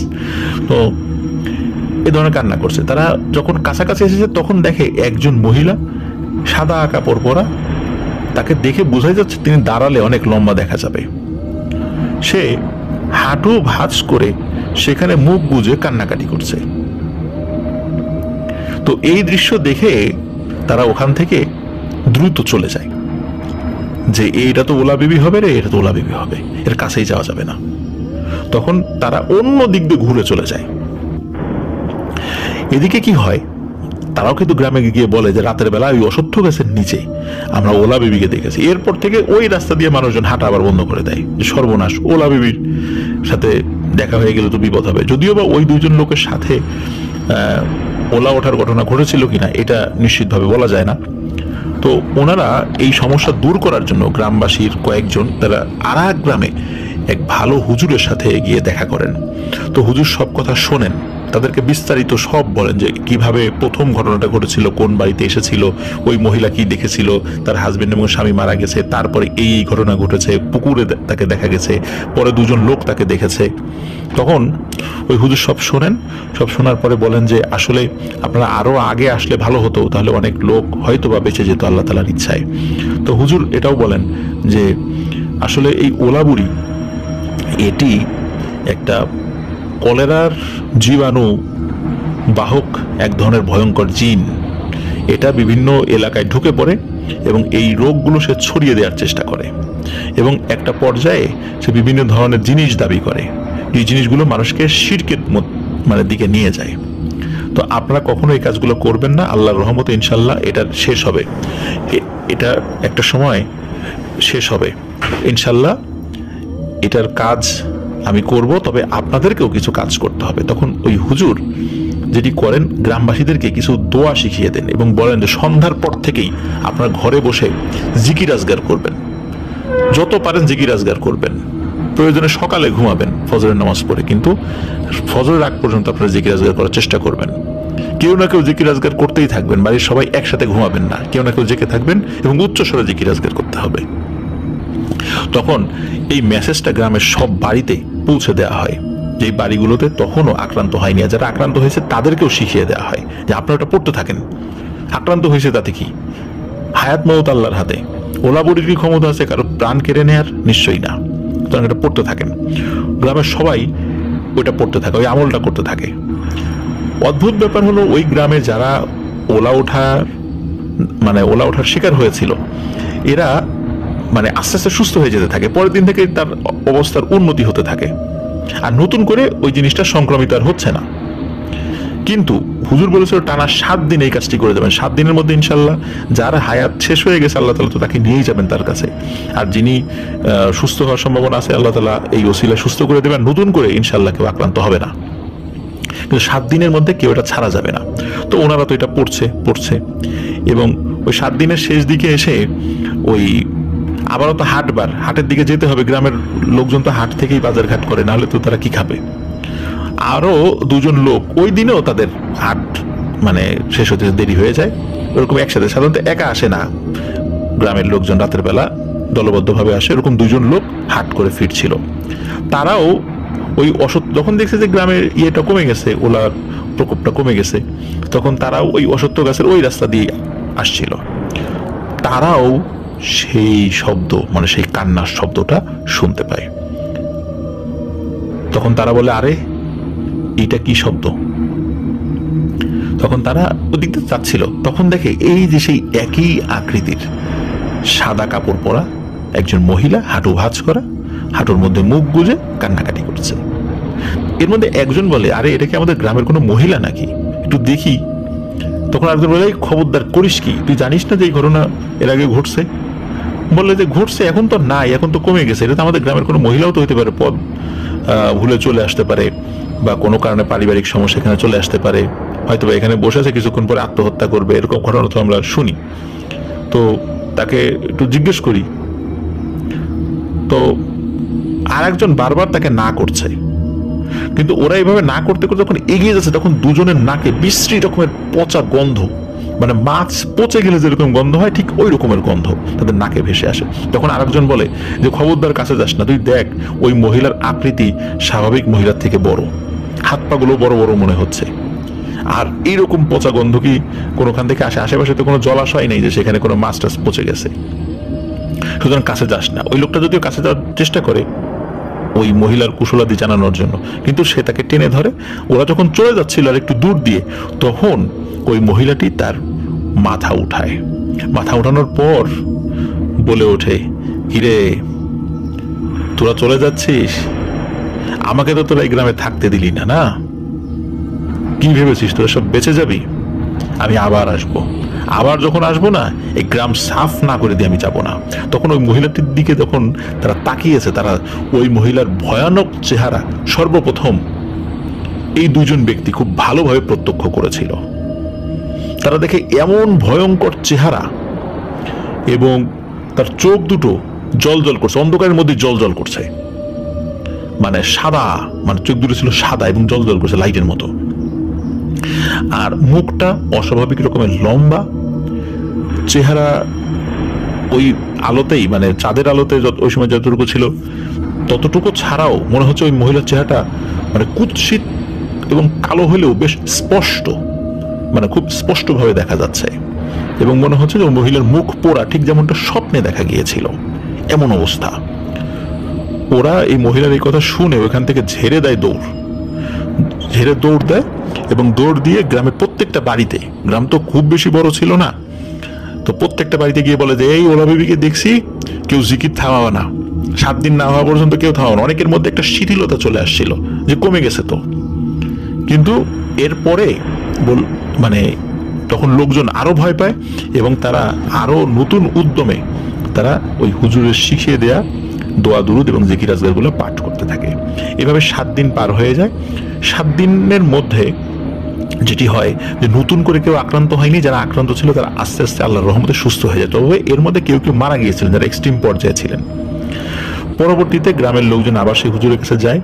হুজুর বলেন যে আমি সময় করে তোমাদের গ্রামে আসবো, যখন ওদিকে যাব এবং গ্রামে এসে গ্রামের বিভিন্ন প্রান্তে আমি দোয়া দুরুদ পড়ে ইনশাল্লাহ তোমাদের গ্রামকে আল্লাহর চান্ত বন্ধ করে দিয়ে যাব, আর এই মহিলা আর এখানে আসতে পারবে না ইনশাল্লাহ। তো প্রিয় লিসেনার্স, এই ঘটনাটি মানে ছোট ছোট বিক্ষিপ্ত ঘটনা, তো এগুলো একত্র করতে হয়েছে। আর এই ঘটনাটি মূলত এই সৌমিত্র রায়ের মামির নানার যিনি কাকা, এই কাকা উনি ওনার নানার কাছে বলেছিলেন। ওনার কাকা ওই সময় জীবিত ছিলেন, উনি ওই গ্রামের লোকই ছিলেন। উনি যদিও বা ওলাবুড়িকে দেখেননি, কিন্তু ওলাবুড়ির ওই ঘটনা যে ঘটছে ওই গ্রামে সিংহভাগ লোকই মুসলিম ছিলেন, হিন্দু অল্প কয়েকটি পরিবার ছিল, তার মধ্যে ওনার পরিবার একটা। এখন তাদেরকেও বলা হয়েছে যে আপনারা আপনাদের ঘরে বসে আপনাদের যেই দোয়া আছে বা তন্ত্রমন্ত্র সেগুলো পড়তে থাকবেন, মানে প্রত্যেকেই তার তার ধর্মের বিষয়গুলো পড়তে থাকবে। তো ওনারা কিন্তু ওইভাবে ঘরে বসে আমল করেছিলেন, যার ফলে তাদের পরিবারেরও কোনো ক্ষতি হয়নি। তবে গ্রামের বেশ কিছু মানুষ মারা গিয়েছিল এবং যেই বাড়িতে শুরুর দিকে ঢুকেছে, মানে শুরুর দিকে বলতে ওই হুজুরের আমল শিখাই দেওয়ার আগে ওই মানে বাড়ি সাফ হয়ে গেছে এবং কবর দেওয়ার জন্য লোক খুঁজে পাওয়া যেত না, এমন একটা আতঙ্ক মানে মানুষের মধ্যে বিরাজ করত। আমরা দেখেছি করোনা হলেও আমাদের মধ্যে এই ধরনের আতঙ্ক বিরাজ করেছিল। কেউ কারোর সাথে আমরা দেখা করি না, কারো বিপদেও আমরা এগিয়ে আসি না, এমন একটা সিচুয়েশন কিন্তু এই করোনার মধ্যে 2020 সালের মার্চের পর থেকে আমরা দেখেছি। সুতরাং ওলা ওঠার ওই ভয়াবহতা আমরা হয়তো ওই সময় দেখিনি, কিন্তু করোনার মাধ্যম দিয়ে কিন্তু আমরা অনেক কিছু দেখেছি, শিখেছি যে এই ধরনের পরিবেশ পরিস্থিতি কতটা ভয়ানক হয়। তো প্রিয় লিসেনার্স, আমি বলেছিলাম যে এই ঘটনার একটি ব্যাখ্যা রয়েছে। আপনারা অনেকেই বলতে পারেন যে জীবন মৃত্যু সবকিছু তো আল্লাহর হাতে এবং কোনো সংক্রামক ব্যাধি আল্লাহর ইচ্ছা ছাড়া ছড়ায় না। তাহলে ওলাবুড়ির কি ক্ষমতা আছে সে গ্রামের পর গ্রাম সে এই রোগ সংক্রমিত করে মানুষকে মেরে ফেলে? এটা কিভাবে হয়? আমি এই বিষয়ে একজন আলেমের সাথে কথা বলেছিলাম। তো তিনি এই বিষয়ে যেটা আমাকে বলেছেন, আমি আমার নিজের কথা বলছি না, তিনি বলেছেন যে দেখুন, আমরা যদি কোনো একটা রোগ, মারাত্মক একটা রোগ হয় এবং ডাক্তার যদি বলে যে আপনি নিজেকে আইসোলেটেড রাখবেন, আপনার সংস্পর্শে অন্য লোকের এই রোগ হতে পারে, আমি যদি ইচ্ছাকৃতভাবে ওই কোনো একজন মানুষকে সেই রোগ ছড়িয়ে দেওয়ার জন্য তাকে আলিঙ্গন করি, টাচ করি এবং তার ফলে ওই লোকের কিন্তু এটা হয়ে যাওয়ার সম্ভাবনা রয়েছে। তো এক ধরনের খুবই পিশাচ এবং দুষ্টু প্রকৃতির জিন হচ্ছে এই ওলাবুড়ি বা ওলা বিবি। ওরা এই ওলা রোগের বা কলেরা রোগের জীবাণু বহন করে এবং ওরা এটা ছড়িয়ে দিতে চায় এবং ছড়িয়ে দিয়ে মানুষের মধ্যে আতঙ্ক সৃষ্টি করতে যায় এবং একটা পর্যায়ে কি হয় যে তারা কিছু ভোগ দাবি করে যে এটা আমাকে দাও। তখন গ্রামবাসীরা বাধ্য হয়ে এই জিনিসটা দেয় এবং সে সেখান থেকে চলে যায়, আর না দিলে পুরো গ্রাম সে সংক্রমিত করে। তো এই ধরনের ব্যাপারগুলো মূলত মানুষকে শিরকের মধ্যে নিয়ে যায়। আর ওলা বিবি চাইলেই যে কেন কোনো মানুষকে মেরে ফেলতে পারে বা সংক্রমিত করতে পারে বিষয়টা এরকম নয়। তবে সে যেহেতু এই রোগের জীবাণু বহন করে, যার কারণে এটা সংক্রমিত হয়ে যায়। তবে সেই আলেম এটা বলেছেন যে যেহেতু আল্লাহর ইচ্ছায় মানুষের মৃত্যু হয়, জন্ম হয়, সুতরাং ওলা বিবির এই ঘটনাগুলো আল্লাহর ইচ্ছাই হয়। আল্লাহ যদি চান তাহলে সংক্রমিত হবে, না হলে হবে না। আর যারা মারা গিয়েছেন আল্লাহ তাআলা তাদেরকে ওইভাবেই মৃত্যু রেখেছিলেন, যার কারণে হয়েছে। তো এইভাবেই তিনি আমাকে ব্যাখ্যাটা দিয়েছিলেন। আর ওলা বুড়ির ঘটনাগুলো এখন খুব একটা শোনা যায় না। এর কারণ হলো যে এখন মানুষ অনেক সচেতন হয়েছে, তারপরে বিভিন্ন রোগের টিকা আবিষ্কৃত হয়েছে, যার ফলে ওলা বিবি সংক্রমিত করলেই যে মানুষ মারা যাবে বিষয়টা এরকম নয়। তবে আমি আমার আব্বুর মুখ থেকে শুনেছি, আমার যারা আরো আত্মীয় স্বজন যারা অনেক মুরব্বী তাদের মুখ থেকে শুনেছি, তারাও এই ভয়াবহ এই ওলার সংক্রমণ তারা দেখেছেন। গ্রামের পর গ্রাম সাফ হয়ে যেত, পরে বিশেষ রিচুয়াল করে এই সমস্যার সমাধান করতে হতো। তবে বিভিন্ন ক্ষেত্রে যে রিচুয়ালের কথাগুলো আমি শুনেছি, সেই রিচুয়ালগুলো আসলে রুকিয়া না, এটা শরিয়াহ সম্মত নয়। এটা ওই ওলা বিবিকে খুশি করা সংক্রান্ত রিচুয়াল, যার কারণে সেই ওই রোগের প্রকোপটা থেমে যেত। তবে আমি যেই ঘটনাটি এখন আপনাদেরকে শোনালাম, এটা কিন্তু শরিয়াহ সম্মতভাবে এই রিচুয়ালটা বা রুকিয়া করা হয়েছিল, যার ফলে ওই ওলা বিবিকে কোনো ভোগ দিতে হয়নি। এই জন্য তার খুব ক্ষোভ ছিল যে আমাকে তোরা তাড়িয়ে দিলেই আমি আবার আসবো। পরে সে আবার এসেছিল কিনা এটা কোনো এই ঘটনা আমরা আর পরবর্তী জানতে পারিনি, যেহেতু অনেক আগের ঘটনা, তবে হয়তো আর আসেনি। আর ঘটনাটি টাঙ্গাইলের মির্জাপুর উপজেলার কোনো একটি গ্রামের ঘটনা। এটা এক্সাক্ট যে কোন গ্রাম, এই গ্রামটি সৌমিত্র রায় আমাদেরকে বলতে পারেনি। প্রিয় লিসেনার্স, ওলা বিবি সংক্রান্ত এই ঘটনাটি আশা করছি আপনাদের অনেক অনেক ভালো লেগেছে। আপনারা এখন যারা আমাদের সাথে যুক্ত হয়েছেন, যারা এখন আমাদের চ্যানেল সাবস্ক্রাইব করেননি, তারা দ্রুত আমাদের চ্যানেল সাবস্ক্রাইব করে ফেলুন। আর আমাদের একটি ফেসবুক পেজ এবং গ্রুপ রয়েছে আফনান দ্য হরর ওয়ার্ল্ড নামে, যার লিঙ্ক আমাদের ভিডিও ডিসক্রিপশনে দেওয়া রয়েছে, সেখানে গিয়ে আফনান দ্য হরর ওয়ার্ল্ড পরিবারের সদস্য হয়ে যান। প্রিয় লিসেনার্স, চলুন আমরা চলে যাচ্ছি সৌমিত্র রয়ের পরবর্তী ঘটনায়।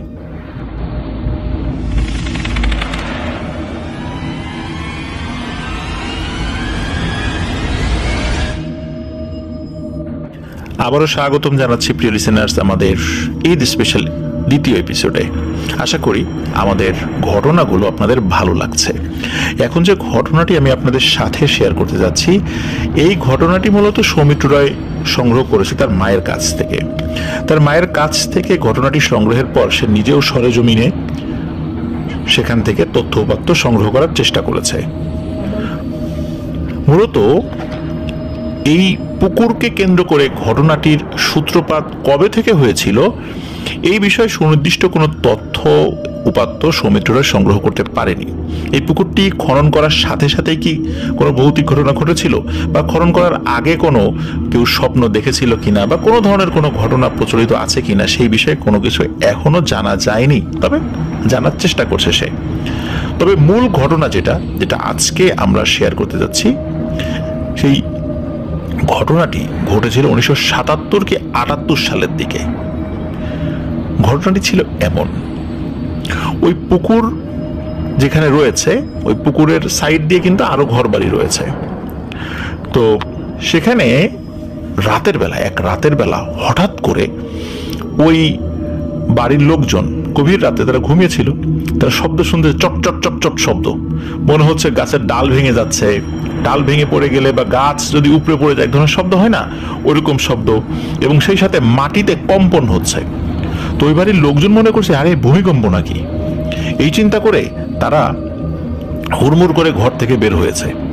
তো ঘর থেকে বের হয়ে দেখেন না, গাছের কোনো ডালপালা নড়াচড়া করছে না, তারপরে সবকিছু স্বাভাবিক। তাহলে এই শব্দটা কোত্থেকে আসলো? তখনও কিন্তু মনে হচ্ছিল যে একটা শব্দ হচ্ছে। তখন তারা অনুধাবন করে যে এই শব্দটা আসছে ওই পুকুর থেকে, যে পুকুরকে স্থানীয়ভাবে এখনো বড় পুকুর নামে চেনে। তো তারা কি করে, যাদের হাতে টর্চ ছিল, হারিকেন ছিল, যারা যেভাবে ওই মুহূর্তে আলোর ব্যবস্থা করতে পেরেছিল, তারা সবাই মিলে সেই পুকুরের দিকে যায়। তো পুকুরের দিকে যাওয়ার পর দেখতে পায় যে পুকুরের যেই পাশটাতে ঘাটলা আছে, মানে ঘাট আছে, আগেকার দিনে তো আসলে এরকম পাকা করা ঘাট থাকতো না, ওই সময় গাছের গুড়ি, তারপরে বিভিন্ন কাঠ, তারপরে খেজুর গাছ, এইগুলো ফেলে দিয়ে দিয়ে মানে উঠানামার ব্যবস্থা করতো, ওটাই ছিল ঘাট। ছোটবেলায় কিন্তু আমরা এরকম ঘাটে অনেক গোসল করেছি, আর এই অভিজ্ঞতা হয়তো আপনাদেরও আছে। তো ওই রকম ঘাট ছিল সেখানে। এই ঘাটের উল্টো পাশে তারা দেখছে যে যে পার রয়েছে সেখানে মাটি চটচট চটচট করে ফেটে যাচ্ছে, আস্তে আস্তে সরে যাচ্ছে, এবং ওইদিকে তো অনেক গাছপালা ছিল, ওই গাছপালাগুলোই মূলত একটার উপরে আর একটা পড়ে যাচ্ছিল, এই শব্দগুলোই তারা পাচ্ছিল, এবং এখনো সেটা হয়ে চলছে। মানে তারা ওই জায়গায় দাঁড়ানো অবস্থায় তারা সেটা দেখছে। একটা সময় কি হয়, ওই যে মাটিটা ফেটে গেছে, বেশ ফাঁকা হয়ে গেছে, ওর ভেতর থেকে মনে হচ্ছে কিছু একটা উঠছে, আস্তে আস্তে সেটা উঠতে থাকে। দূর থেকে তারা আসলে অতটা বুঝতে পারছে না জিনিসটা কি, তার দূর থেকে মনে হচ্ছে যে তারা যেটা বুঝতে পারে যে বিশাল আকৃতির একটা পাতিল, একটা ধাতব পাতিল, যেটা ঢাকনা দিয়ে মুখ আটকানো।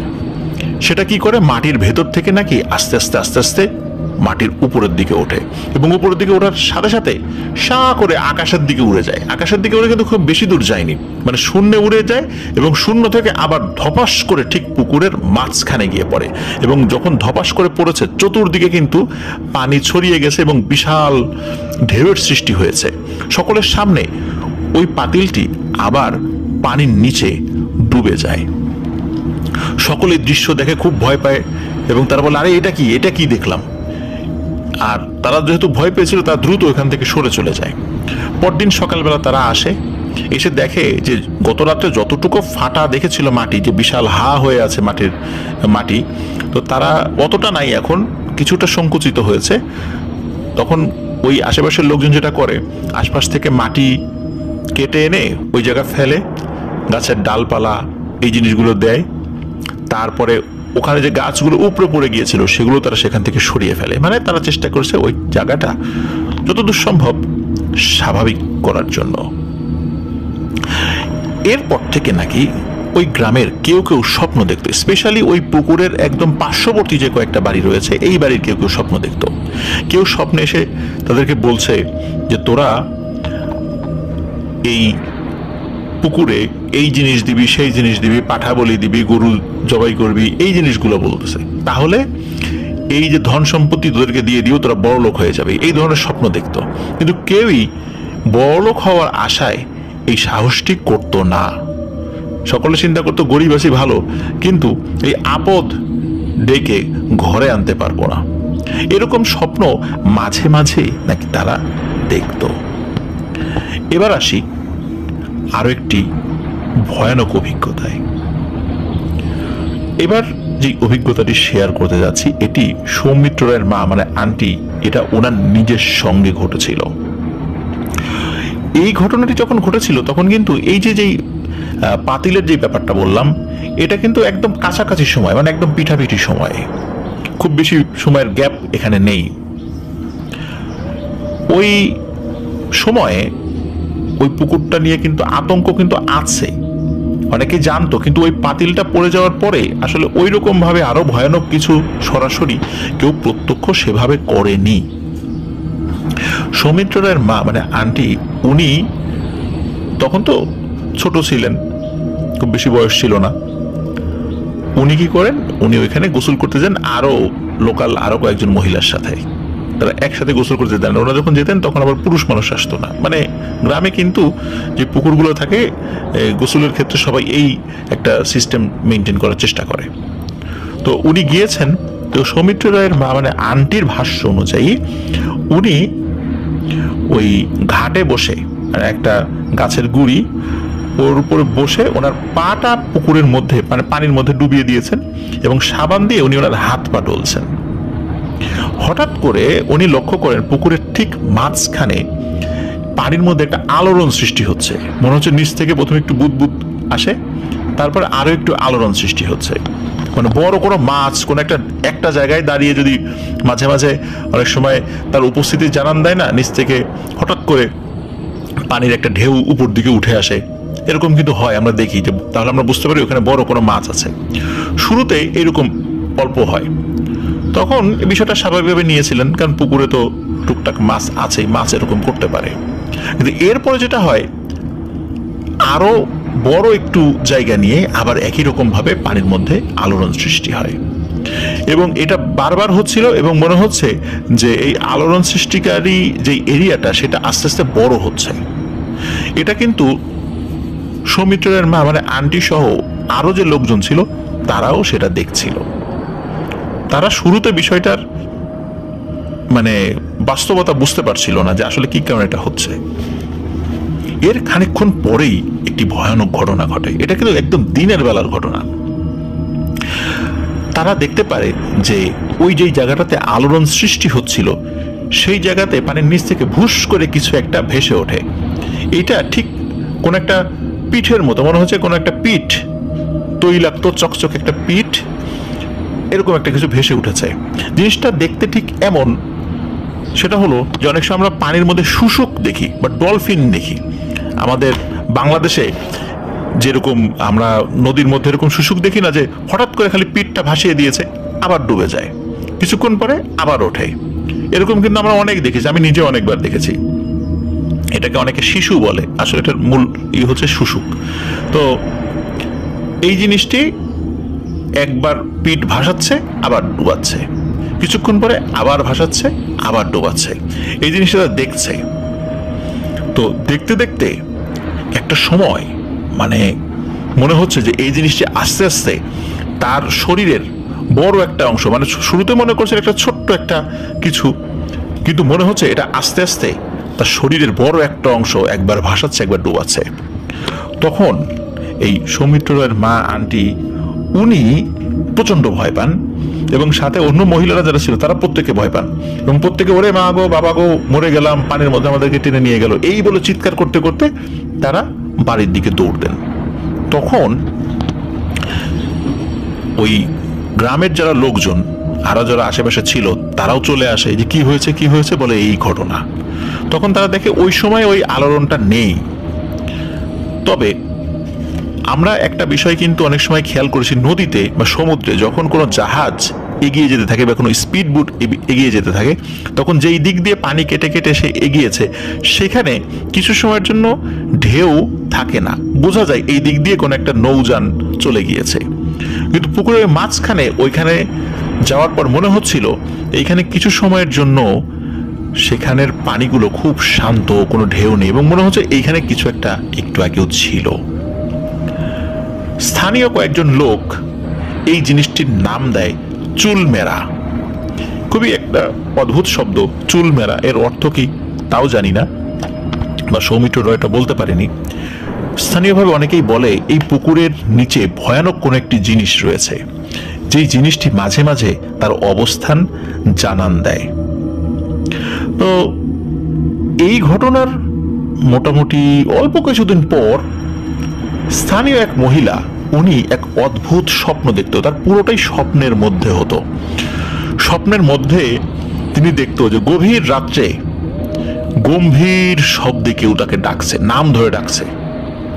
তো নাম ধরে ডাকার পর উনি ঘুমে মানে উনি নাকি ঘর থেকে বের হয়ে যেতেন, পুরোটা কিন্তু স্বপ্নের মধ্যে। উনি ঘর থেকে বের হয়ে যেতেন, বের হয়ে উনি পুকুর পাড়ে চলে যেতেন। পুকুর পাড়ে যাওয়ার পর তিনি নাকি শুনতেন যে ওই শব্দটা পানির নিচ থেকে, মানে পুকুরের নিচ থেকে আসছে, খুব গম্ভীর শব্দ। তো উনি ওই পানির মধ্যে নেমে চলে যেতেন। পানির মধ্যে নেমে পুকুরের নিচে গিয়ে দেখতেন সেখানে একটা অন্য জগৎ, বিশাল এক জগৎ রয়েছে। নিচে আর পানি নেই, সম্পূর্ণ ভিন্ন এক জগৎ। তো সেখানে চলে যাওয়ার পর উনি দেখতেন ভয়ানক কালো আকৃতির একটা বিশাল মোটা সাপ সেখানে বসে আছে। সেই সাপ মানুষের মতো তার সাথে কথা বলতো। তখন বলতো, কিরে আসছিস অবশেষে, তোকে এত ডাকি কিন্তু তুই আসতে শুধু দেরি করিস, এখন তো তোকে আর যেতে দেব না। তখন তিনি চিৎকার করে বলতেন, না আমি বাড়ি যাব, আমি বাড়ি যাব। আর ঘুমের মধ্যে তিনি আমি বাড়ি যাব আমি বাড়ি যাব করতে করতে ঘুম থেকে জেগে উঠতেন। উনি এই স্বপ্নটা অনেকবার দেখেছেন। মূলত এই সমস্ত বিষয় পর্যালোচনা করেই গ্রামবাসী ওই পুকুরের মধ্যে থাকা ভয়ানক ওই প্রাণীটার নাম দেন চুলমেরা। এবার আসি আরো একটি অদ্ভুত ঘটনায়। এই ঘটনাটি মূলত এই বিধান মামা, এই বিধান মামার ঘটনা কিন্তু এর আগে কয়েকটা আমরা বলেছি। তো এই বিধান মামার বড় ভাবি উনি এটা সৌমিত্র রায়কে বলেছেন। ওই পুকুর নিয়ে যখন কথা হচ্ছিল তখন তখন ওই বিধান মামার বড় ভাবি তিনি বলেন যে আরে ওই পুকুরে তো আমিও ভয় পেয়েছি। তখন ওই বিধান মামার বড় ভাবি উনি ওনার সঙ্গে ঘটে যাওয়া একটি ভয়ানক ঘটনা সৌমিত্র রায়কে বলেন। তিনি বলেন আজ থেকে 15 কি 20 বছর আগে একটি ভয়ানক ঘটনা ওনার সঙ্গে ঘটেছিল। বাড়ির কাজ করতে করতে উনি ক্লান্ত হয়ে গিয়েছিলেন। কখন যে বেলা গড়িয়ে বিকেল গড়িয়ে সন্ধ্যা হয়ে গেছে ওনার আসলে হুঁশ ছিল না। এদিকে সারাদিন বিভিন্ন কাজ করতে করতে উনি ক্লান্ত ছিলেন। তো এখন একটু গোসল করার দরকার। এখন ওই পুকুরে সাধারণত ওনারা কেউ গোসল করতেন না, কিন্তু আর একটা যে পুকুর রয়েছে এই পুকুরে যেতে ওনার আবার কিছুটা সময় লাগতো। এদিকে সন্ধ্যা লেগে গেছে, এই জন্য উনি চিন্তা করেন যেহেতু ওই কাছাকাছি পুকুর আছে দ্রুত এখান থেকেই ডুব দিয়ে গোসল করে আসি। তো উনি ওই চিন্তা করে একা একাই সেই পুকুরে চলে যান। তো উনি যখন কোমর পর্যন্ত পানিতে নেমেছেন, নামার পরে ওনার কাছে মনে হচ্ছে, মানে হঠাৎ করে তার মনে হলো যে ওই পুকুরে যে ওই পাড়ের চারদিকে কিন্তু অসংখ্য ঝোপঝাড় রয়েছে, এখনো ঝোপঝাড় রয়েছে আর কি। তো ওই পুকুরের পাড়ে একটা গাছ রয়েছে, ওই গাছের মাথা থেকে কোনো একটা জিনিস সা করে ঝাঁপ দিয়ে মাছ মানে পুকুরে পড়লো ধপাস করে। এবং উনি কিন্তু গোসল করতে করতে ওনার চারদিকে মানে অনেক সময় থাকে না, আমরা যদি সামনের দিকে তাকাই তখন আশেপাশে আমাদের চোখের ডানে বায়ে কিন্তু কিছু জিনিসের উপস্থিতি বা নড়াচড়া আমরা টের পাই। ঠিক সেরকম ভাবেই মনে হচ্ছিল, কারণ মনে হওয়ার পিছনে আরেকটা কারণ ছিল, প্রথমে খচ খচ শব্দ হচ্ছিল। এই কারণে উনি এক নজর ওই শব্দের উৎসের দিকে তাকিয়েছিলেন। উনি যখন ওই উৎসের দিকে তাকিয়েছেন তখন মূলত মনে হচ্ছিল একটি গাছের উপরে বিশাল একটা অবয়ব দাঁড়িয়ে আছে। তো উনি শুরুর দিকে এটা পাত্তা দেননি। অনেক সময় এই সন্ধ্যা লেগে গেছে তো গাছের ডালগুলোকেও বা এরকম মনে হয় যে এটা একটা কোনো একটা অবয়ব, কিন্তু পরবর্তীতে তার কয়েক সেকেন্ড পরেই মনে হলো ওই অবয়বটি মানে সা করে পুকুরের ঠিক মাঝখানে ঝাঁপ দিয়েছে। তো ঝাঁপ দেওয়ার পরে সেখানে আলোড়ন সৃষ্টি হয়, পানিতে শব্দ হয়। তো উনি ভয় পান যদিও, তো উনি মনে করেছেন কোনো ডাল ভেঙে পড়েছে হয়তো বা, এরকমটা মনে করেছেন। কিন্তু পরক্ষণেই তার ভুল ভাঙে। উনি ভয়ানক একটা জিনিস দেখতে পান। সেটা হলো যেই জায়গাটাতে ওই জিনিসটা পড়ল তার মিনিট খানেক পরে উনি দেখতে পান নিচ থেকে কিছু একটা জিনিস ভেসে উঠছে, এবং স্পষ্টত বুঝতে পারলেন ওই জিনিসটি কোন একটা মানুষের মাথার মতো। মাথাটা কুচকুচে কালো, আর সেটার দুটো কান রয়েছে। মাথাটা আস্তে আস্তে ভেসে উঠেছে, কানের যে লতি পর্যন্ত এইটুকু পর্যন্ত ভেসে উঠেছে। ওই জিনিসটার চোখ আছে কি নেই এটি উনি ঠিক বুঝতে পারছিলেন না। ওনার বর্ণনা অনুযায়ী জিনিসটা এমন দেখাচ্ছিল একটি পাতিল, বড় একটি পাতিল, যে পাতিলের নিচে কালি রয়েছে, এমন একটি পাতিল যদি উল্টো করে পুকুরের পানিতে রেখে দেয়া হয় ঠিক কতটুকু ভেসে ওঠে, ওই জিনিসটা ওই রকম দেখাচ্ছিল। এবং আস্তে আস্তে মনে হচ্ছিল ওই জিনিসটা ওনার দিকে এগিয়ে আসছে, এবং ওনার পা মনে হচ্ছিল আস্তে আস্তে ওই পুকুরের কাদার মধ্যে লেগে যাচ্ছে, উনি নড়তে পারছিলেন না। তো উনি ওনার সর্বশক্তি দিয়ে উনি চেষ্টা করতে থাকেন ওখান থেকে সরে যাওয়ার, এবং উনি চিৎকার করতে থাকেন, ও বাবা গো, মা গো, আমার নিয়ে গেল, এরকম চিৎকার করতে থাকেন। একটা সময় মনে হলো উনি সরে যেতে পারছেন, তখন উনি ওখান থেকে সরে আবার ওই যে গাছের গুঁড়ি রয়েছে ওই ঘাটে ওর উপর উঠে পড়েন এবং দৌড়ে উনি বাড়িতে চলে যান। ওনার চিৎকারে ওনার বাড়ির লোকজন চলে আসে, বলে কি হয়েছে সব ঘটনা খুলে বলেন। তখন সবাই ওনাকে বকাঝকা করে যে তুমি তো জানতা যে এই পুকুরে এই ধরনের সমস্যা আছে, তুমি এই কালী সন্ধ্যায় কেন এইখানে গোসল করতে আসলে, আরেকটা পুকুর তো আছে সেখানে যাইতা। তখন বলে যে আসলে সন্ধ্যা লেগে গেছে, এখন এত রাত্রেবেলা একা একা যাবো, এই জন্য আমি তাড়াহুড়ার জন্য এইখানে চলে আসছি। তো এই যে ঘটনা, এই যে কয়েকটি ঘটনা ওই পুকুরকে কেন্দ্র করে মানে ঘটেছে। আর আরো একটি ব্যাপার যেটা, সেটা আমরা ঘটনার শুরুর দিকে বলেছি যে ভরতচন্দ্রের মেয়ে ময়না, তার মৃগী রোগ ছিল, সে ওই পুকুরে গিয়ে সে ডুবে মারা যায়। তার যদিও বা মৃগী রোগ ছিল, আমরা জানি যে মৃগী রোগীরা কিন্তু পানি দেখলে তাদের মৃগী রোগটা অনেক ক্ষেত্রে বেড়ে যায়, এমনিতেও হয় কিন্তু পানি দেখলে বেড়ে যায়। আর মৃগী রোগীদের কিন্তু পুকুরে বা এই ধরনের জলাশয়ে গোসল করতে যাওয়া সবাই বারণ করে থাকেন, কারণ যদি পানিতে নেমে মৃগী রোগ সৃষ্টি হয় তাহলে কিন্তু মৃত্যু অবধারিত। যদিও বা তার ওই পুকুরে ডুবে মৃত্যু হয়েছিল, কিন্তু অনেকেই বলেন যে মৃগী রোগের কারণে তার মৃত্যু হয়নি, তার মৃত্যু হয়েছিল ওই চুল মেরার কারণে। গত অনেক দিন যাবৎ ওই পুকুরে কোনো ঘটনার নিদর্শন শোনা যায় না যে ঘটেছে, বা ঘটলেও কোনো ছোটখাটো ঘটনা ঘটতে পারে। কিন্তু শুরুতেই বলেছি যে ওই পুকুর খনন করার সময় কোনো ঘটনা বা 1977-78 সালের আগে কোনো ঘটনা হয়েছিল কিনা সৌমিত্র রয় এখনো তেমন কোনো তথ্য সংগ্রহ করতে পারেননি। তো এটি ছিল ঘটনা। আশা করছি প্রিয় লিসেনার্স, আপনারা যারা পুকুর কেন্দ্রিক ঘটনা শুনতে চান, এই ঘটনাটি আপনাদের খুবই ভৌতিক আনন্দ দিতে সক্ষম হয়েছে ইনশাল্লাহ। চলুন আমরা চলে যাই আমাদের পরবর্তী ঘটনায়। তবে আমাদের চ্যানেলে এখন যারা নতুন শুনছেন বা এখনো যারা সাবস্ক্রাইব করেনি তারা দ্রুত সাবস্ক্রাইব করে ফেলুন। আর আমাদের আপনার দ্য হরর ওয়ার্ল্ড নামে একটি ফেসবুক পেজ এবং গ্রুপ রয়েছে, যার লিঙ্ক আমাদের ভিডিও ডিসক্রিপশনে দেওয়া রয়েছে, সেখান থেকে আপনার দ্য হরর ওয়ার্ল্ড পরিবারের সদস্য হয়ে যান।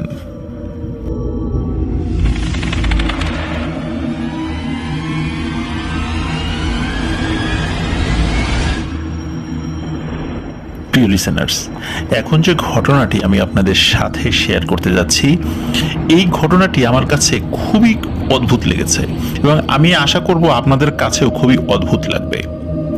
এবং এমন ঘটনা আমি আসলে ইতোপূর্বে কখনো শুনিনি।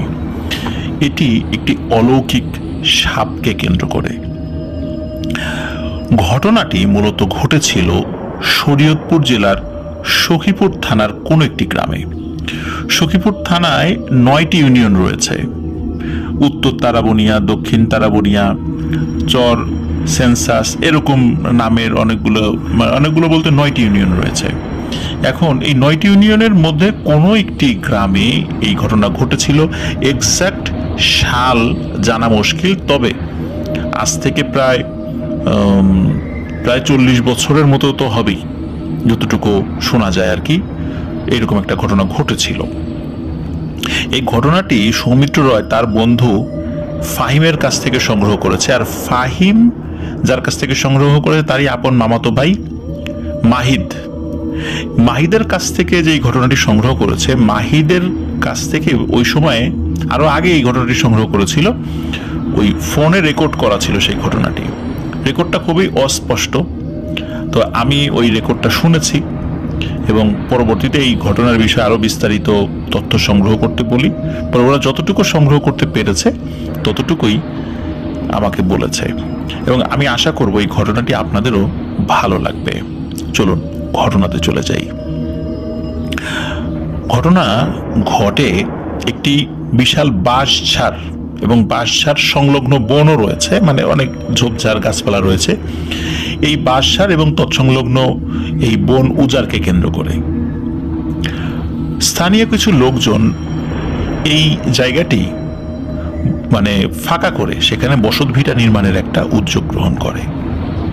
তো তারা মূলত ওই বাঁশঝাড়ের অংশটা এটা দিয়ে কাটা শুরু করে।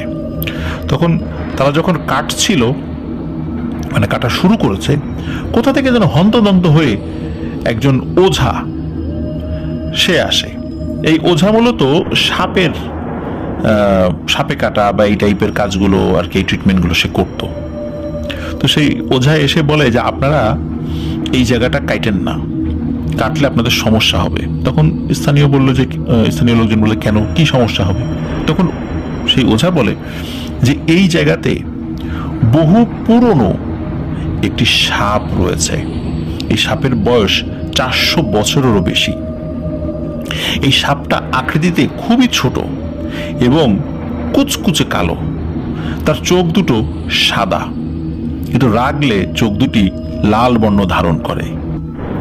এই সাপ এখানে রয়েছে বহু বছর ধরে। আপনারা এই জায়গাটা উজাড় করেন না, আপনারা অন্য কোনো জায়গায় যান, কিন্তু এইখানে কাটবেন না। স্পেশালি এই বাঁশঝাড়ের যে অংশটুকু, এটুকু কাটবেন না। তখন স্থানীয় লোকজন বলে, ভোর মিয়া কোথা থেকে কি আসছো, উদ্ভট গল্প ভেদে বসছো, এই সমস্ত গল্পের কোনো দাম আছে এই যুগে? তখন তাকে খুবই ভৎসনা করা হয়, হাসি ঠাট্টা করা হয়। তখন উনি খুব অপমানিত হন এবং খুব বিব্রত বোধ করেন। উনি চলে যান, যাওয়ার আগে বলে যান যে এটা নিয়ে যদি কোনো সমস্যা হয় তাহলে কিন্তু আমাদেরকে ডাকেন না। আর ওনারা কোথায় থাকতো, ওখানে আবার কয়েকজন চিনতো। উনি টুকটাক ওঝার কাজ করতো, বিশেষ করে ওই যে বেদের সম্প্রদায়ের ছিল আর কি, ওনারা ওই যে নৌকায় ঘুরতো, তবে ওনারা একটা ফিক্সড একটা জায়গায় অনেকদিন ছিল আর কি, এই কারণে কয়েকজন ওনাকে চিনতো আর কি। তো যাই হোক, ওনারা ওনাদের মতো কাজ শুরু করেন আর ওই ওঝা ওখান থেকে চলে যান।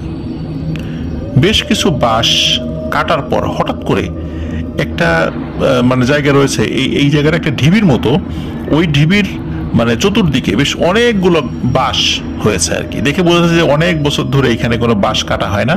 বাঁশ ওখানে হয়েছে, বাঁশ হয়ে মরেও গেছে, মরে একদম আবার পড়ে গেছে, মাটির সাথে মিশে গেছে। এখানে বোঝা যায় যে এখানে বহুদিন যাবৎ কেউ বাঁশ তো দূরের কথা, একটা কঞ্চিতেও কেউ হাত দেয়নি।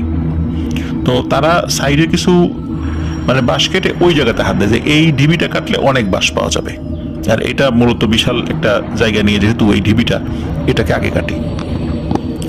তো ওই জায়গাতে যখন তারা বাঁশ কাটা শুরু করেছে, হঠাৎ করে দেখে ভেতর থেকে কালো কুচকুচে, কিন্তু আকৃতিতে এক হাতও হবে না, এক হাতেরও ছোট একটি সাপ, কিন্তু সাপটা দেখে বোঝা যায় যে সাপটা বেশ মোটা, কিন্তু এক হাতেরও কম, দেখতে খুবই ভয়ঙ্কর, চোখ সাদা, এটি বের হয়ে এসেছে।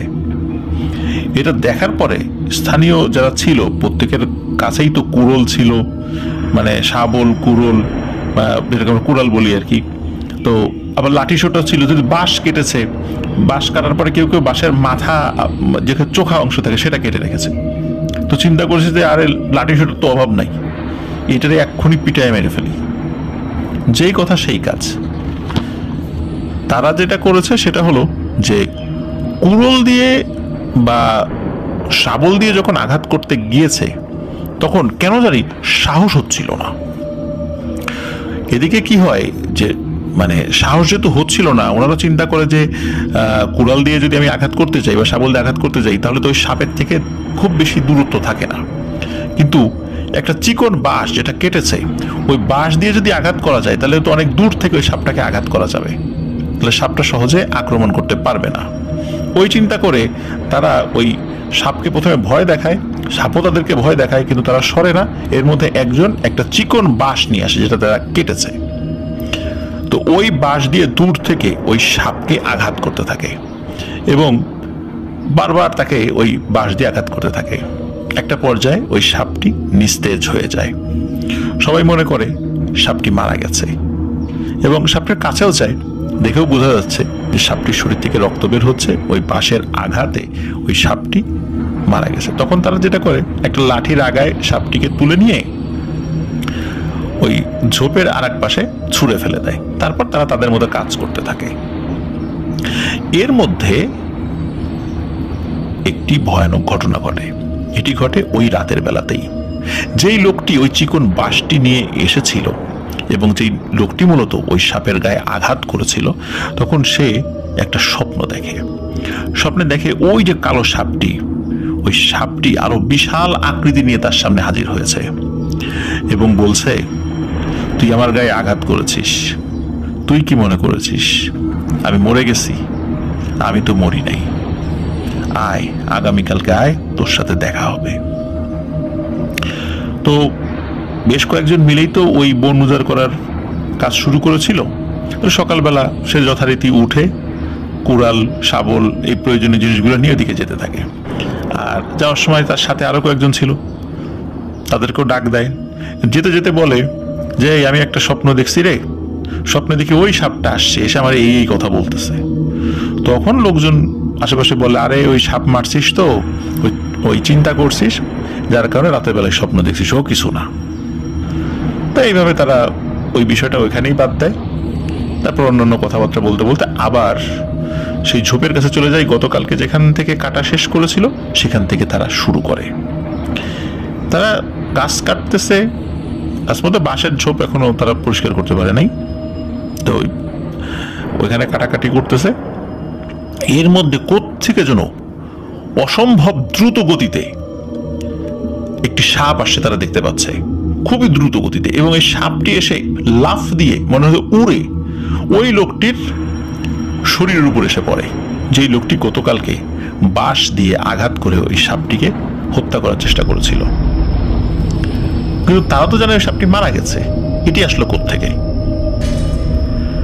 ওই সাপটি তার গলায়, মাথায়, হাতে, বুকে বিভিন্ন জায়গায় দংশন করতে থাকে, এবং দংশন বেশ কয়েকবার করার পরে ওই সাপটি ঠিক যেভাবে দ্রুত গতিতে এসেছিল সেভাবেই চোখের পলকে দ্রুত গতিতে চলে যায়।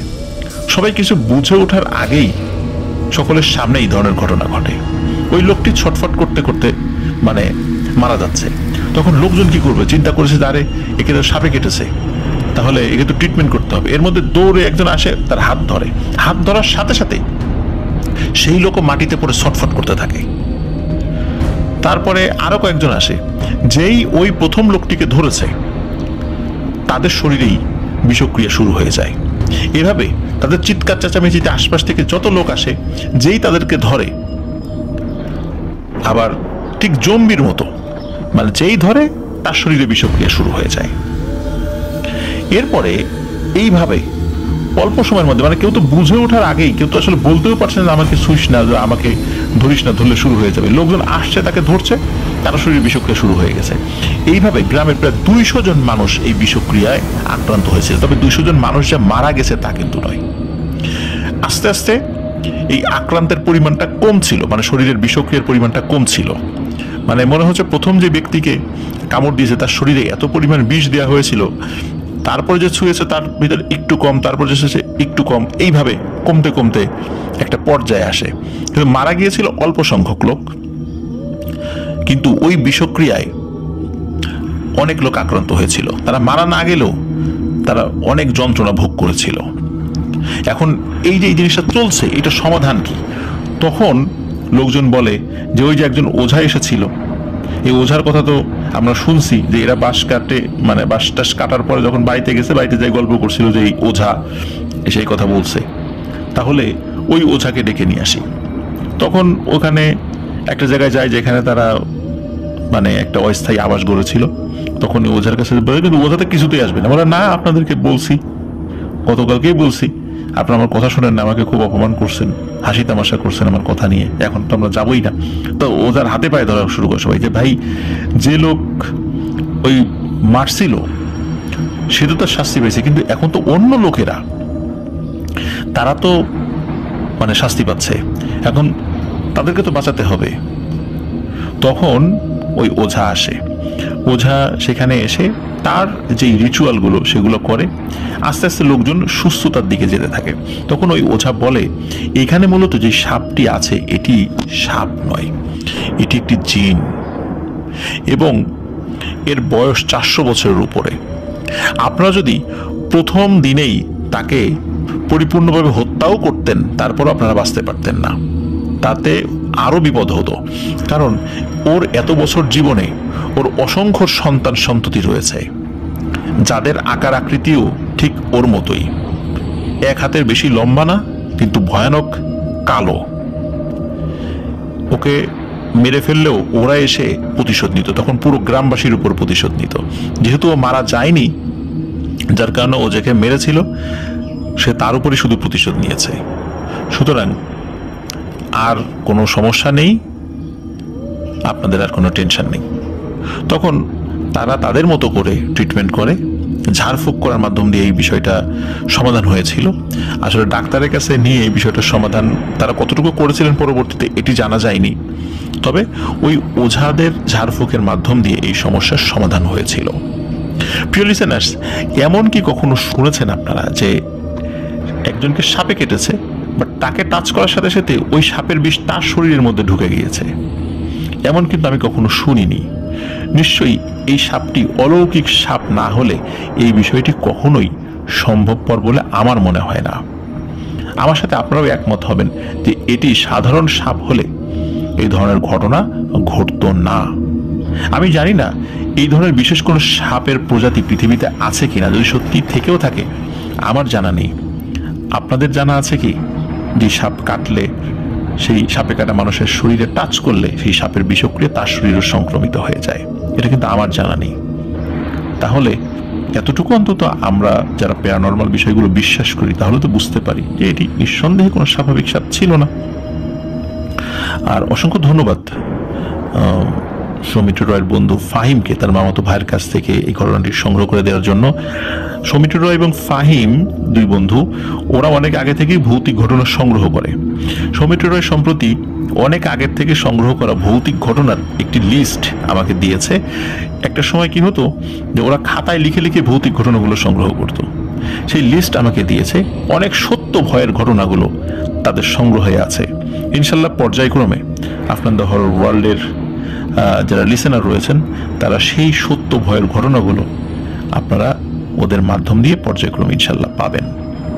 আশা করছি এই ঘটনাটিও আপনাদের কতটুকু ভয়ের লেগেছে তা আমি জানি না, তবে এই ঘটনাটি আপনাদের অদ্ভুত হয়তোবা লেগেছে। চলুন চলে যাই আমাদের পরবর্তী ঘটনায়।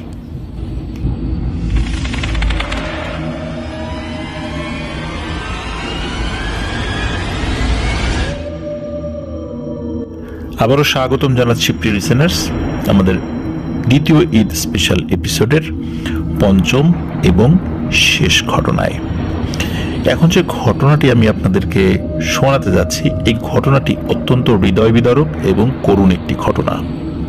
এই ঘটনাটি সৌমিত্র রয় সে আমাকে দিয়েছে, আর এই ঘটনাটির বিষয়ে বিস্তারিত জানতে পারে সে তার বন্ধু ফাহিমের থেকে। কারণ ঘটনার মূল যিনি ভিকটিম তিনি ফাহিমের মামাতো ভাই পলাশ। তো চলুন মূল ঘটনা শুনে আসি। পলাশ ভাই ওনার মা বাবা অনেক ছোট বয়সেই ওনাকে রেখে পৃথিবীর মায়া ত্যাগ করে চলে যান। ছোটবেলা থেকেই তিনি তার চাচাদের সহযোগিতায় বড় হতে থাকেন, লেখাপড়া করতে থাকেন এবং লেখাপড়ার জন্য মানে উচ্চশিক্ষা অর্জনের জন্য তিনি মালয়েশিয়াতে গমন করেন। মালয়েশিয়াতে গিয়ে তিনি স্টাডিও করছিলেন এবং সেই সাথে উনি ছোটখাটো কাজও করতেন সেখানে। এভাবে ভালোই চলছিল। এভাবে দিন যেতে যেতে প্রায় 10 বছর পার হয়ে যায়। 10 বছরেরও বেশি সময় ধরে তিনি মালয়েশিয়াতে থাকেন, লেখাপড়াও শেষ হয়, সেখানে উনি ভালো একটা চাকরিও করছিলেন, ভালোই চলছিল সবকিছু। এরই মধ্যে ঘটে যায় একটি মারাত্মক ভুল, যে ভুলটি তার দ্বারা সংঘটিত হয়েছিল এবং ধারণা করা হয়, যদিও এটা 100% নিশ্চিত নয়, কিন্তু ধারণা করা হয় ওনার এই ভুলের কারণেই ওনার জীবনে নেমে এসেছিল অন্ধকার এবং যা তাকে ভয়ানক এক করুণ পরিণতির দিকে নিয়ে গিয়েছিল।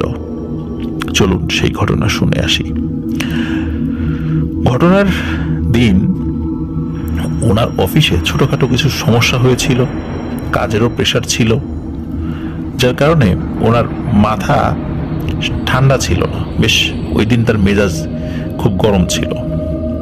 উনি মালয়েশিয়ার যেই জায়গাটাতে থাকতেন একটা বহুতল ভবনে তিনি থাকতেন। বহুতল ভবনের একটা অ্যাপার্টমেন্টে উনি থাকতেন, উনি একাই থাকতেন সেই অ্যাপার্টমেন্টে। ওই বহুতল ভবনের 6th ফ্লোর বা 7th ফ্লোর এরকম উঁচু ফ্লোরে তিনি থাকতেন। তো উনি যেদিন কাজ শেষ করে ঘরে আসেন, তো ঘরে আসার পর উনি যখন ওনার বেডরুমে প্রবেশ করেছেন, প্রবেশ করে উনি যখনই লাইট জ্বালিয়েছেন দেখেন ওনার বিছানার উপরে একটা কুচকুচে কালো বিড়াল একদম বিছানার মাঝখানে খুব শান্ত হয়ে বসে আছে। এদিকে পলাশ ভাই ওনার অফিসে যেহেতু কিছুটা সমস্যা হয়েছিল, ওনার মেজাজও বিগড়েছিল, তার উপর ওনার পরিবারটি বিছানার মধ্যে এরকম একটা বেড়াল বসে থাকতে দেখে ওনার মেজাজ আরো বিগড়ে যায়। উনি এমনিতে আসলে বেড়াল খুব একটা পছন্দ করতেন না।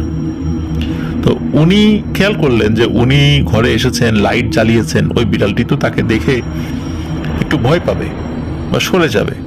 ওই বিড়ালের মধ্যে কোনো ভাবান্তর নেই, সে যেভাবে চুপচাপ বসেছিল সেভাবে বসে আছে এবং পলাশ ভাইয়ের দিকে তাকিয়ে আছে। পলাশ ভাই মানে প্রথমে একটু ধমক টমক দেন, দেখেন যে না, বিছানা থেকে সরে না, তো ওনার মেজাজ আরো গরম হয়। উনি চিন্তা করেন যে ঘর তো চারদিক থেকে মানে এমন ভাবেই করা, মানে লাগানো, কোনো দিক থেকে তো আসলে এখানে বেড়াল আসার কোনো সুযোগই নেই। আর অন্যান্য যেই বারান্দা আছে, জানালা আছে, সেগুলো তো বন্ধ, সেখান দিয়েও তো আসলে আসার কোনো সুযোগ নেই। বারান্দা সাইডের দরজা সেটাও বন্ধ, বারান্দা সাইডের জানালা সেটাও বন্ধ, বেড়াল আসলো কোত্থেকে? আর তারপরে রুমে ঢোকার পরে উনি বেড়ালকে ধমক দিচ্ছেন, বেড়াল কিছুতেই সরছে না। এতে ওনার মেজাজ বিগড়ে যায়। উনি এক লাফ দিয়ে বিছানার উপর উঠে বসেন না, দাঁড়ান আর কি। তো দাঁড়ানোর পরে ওই বিড়ালের কোনো ভাবান্তর নেই, সে যেভাবে বসেছিল সেভাবেই আছে। তো উনি বিছানায় ওঠার পরেও যখন দেখলো যে ওই বিড়াল আসলে নড়াচড়া করে না, ওনার মেজাজটা এত বিগড়ে গেল যে কিরে, ঘরে আসলাম, আমাকে দেখে ভয়ও পেলি না, আবার ধমক দিলাম, নড়লিও না, চললিও না, বিছানায় উঠলাম তাও নড়াচড়া করলি না, তোর তো আজকে খবর আছে। মনে মনে এই চিন্তা করে পা দিয়ে সজোরে মারেন এক লাথি ওই বিড়ালের। বিড়াল এক লাথি খেয়ে বিছানা থেকে ঠাস করে ফ্লোরের উপর গিয়ে পড়ে। ফ্লোরের উপর গিয়ে পড়ার পর ঠিক যেখানে পড়ে সেখান থেকে 2 কদম সামনে এগিয়ে আবার সে ওইখানেই বসে পড়ে এবং পলাশ ভাইয়ের দিকে মুখ করে বসে পড়ে এবং রাগে সে গড় গড় গড় গড় শব্দ করছে। কিন্তু সে আসলে মানে শুরুতেও সে পলাশ ভাইকে ভয় দেখায়নি। থাকে না এরকম, চোখ জল জল করছে, গড় গড় শব্দ করছে, ভয় দেখাচ্ছে। বিছানার উপর যখন বসেছিল এরকম কোনো সাউন্ড ওই বিড়াল করেনি। একদম নর্মাল একটা বিড়াল, ঠিক যেভাবে থাকে পোষা বিড়াল, মানে অনেক দিনের পোষা বিড়াল যেভাবে থাকে না, বাড়িতে কোনো নরম জায়গায় শুয়ে থাকে, ঘুমালে ডাকলেও ওঠে না, টেনে ধরলেও সে নড়াচড়া করে না, তো ওই রকম আর কি মনে হচ্ছে সে তার পোষা বিড়াল। সে ওইখান থেকে লাথি খেয়ে নিচে পড়ে গিয়ে আবার পলাশ ভাইয়ের দিকে তাকিয়ে কিছুটা গড় গড় গড় শব্দ করছে এবং কিছুক্ষণ পরে সেই শব্দ আর করে না, বসে থাকে ওভাবেই। এটা দেখে পলাশ ভাইয়ের আরো মেজাজ গরম হয় যে লাথি দিয়ে ফেলে দিলাম, ওই দরজা দিয়ে বের হয়ে যাবি, তা না, ওই জায়গায় বসে আছে। তখন উনি আবার বিছানা থেকে নিচে নামেন লাফ দিয়ে, তারপরে একটার পর একটা ওই বিড়ালকে লাথি মারতে থাকে। এক লাথিতে বিড়াল যত দূর যায় বিড়াল ঠিক তো সেখানেই বসে থাকে, আবার লাথি মারলে যতটুকু সরে যায় সে সেখানে বসে থাকে, মানে বিড়াল কিন্তু মানে পালিয়ে যাচ্ছে না। তো এইভাবে লাথি মারতে মারতে বিড়ালকে ঘরের মেইন দরজা দিয়ে বের করে দেয় এবং সিঁড়ির ওখান থেকে আরো একটা সজোরে লাথি মেরে সিঁড়ি থেকে নিচে ফেলে দেয়। তখন দেখে বিড়ালটি হেঁটে চলে গেল। তখন উনিও হাফ ছেড়ে বাঁচলেন, যাক ঝামেলা বিদায় হলো। কোত্থেকে এই উৎপাত এসে ঘরের মধ্যে ঢুকে পড়েছিল। যাই হোক, উনি ফ্রেশ হয়ে খাওয়া দাওয়া করে শুয়ে পড়েন, পরের দিন অফিসে যান। তো এই ঘটনার কয়েকদিন পর থেকে মূলত ঘটনার সূত্রপাত হয় না, কোনো অলৌকিক ঘটনার সূত্রপাত হয় না। তার ঘরে যে প্যারানরমাল কোনো কিছু হচ্ছিল বিষয়টা এরকম নয়, সম্পূর্ণ ভিন্ন ধরনের এক ঘটনার সূত্রপাত হয়। সেটি হলো, হঠাৎ করে উনি ফিল করছিলেন উনি খুব অসুস্থ, ওনার হাতে ব্যথা, পায়ে ব্যথা, কোমরে ব্যথা, শরীর খুব জ্বালাপোড়া করছে, মাথা ব্যথা, কাজই করতে পারছেন না, এমন একটা সমস্যা। প্রথমে মনে করেছিলেন যে এটা স্বাভাবিক বিষয়, হয়তোবা অফিসে কাজের চাপ একটু বেশি হওয়ার কারণে এরকমটা হচ্ছে, এটা একটু বিশ্রাম নিলেই ঠিক হয়ে যাবে। এই জন্য উনি বিশ্রাম নিয়ে দেখলেন যে আসলে ঠিক হয় কিনা, কিন্তু দেখলেন যে না, ঠিক হচ্ছে না। তখন স্বাভাবিক কিছু নর্মাল ওষুধ খেলেন এই ধরনের সমস্যার জন্য, কিন্তু ওষুধ খেয়েও অবস্থার কোনো উন্নতি হলো না। তখন তিনি ডাক্তার দেখালেন। ডাক্তার সাধারণ কিছু টেস্ট করলেন, টেস্ট করে ওই মালয়েশিয়ান ডাক্তার আর কি, বললেন যে আপনার তো কোনো সমস্যা নেই। তো ডাক্তার এমনি কিছু ওষুধ টষুধ দেয়, সেগুলোও খান, কিন্তু অবস্থার কোনো উন্নতি হয় না। এদিকে উনি চিন্তা করছিলেন যে হঠাৎ করে আমার এই অসুস্থতাটা কেন দেখা দিল, ওই বিড়ালকে আঘাত করলাম এই কারণে না তো। চিন্তা করে, আরে ধুর, ওটা কোথাকার কোন বিড়াল, স্ট্রিট ক্যাট, মানে রাস্তার বিড়াল আসছিল, ঝেঁটিয়ে বিদায় করেছি, ঝামেলা শেষ।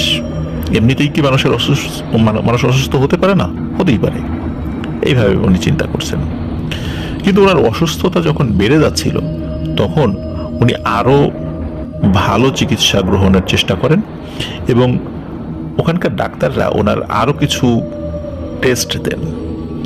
ওই টেস্টের রিপোর্ট যখন তিনি পান এবং ডাক্তাররা তাকে যে কথা বলেন সেটা শুনে উনি তো পুরো আকাশ থেকে পড়েন।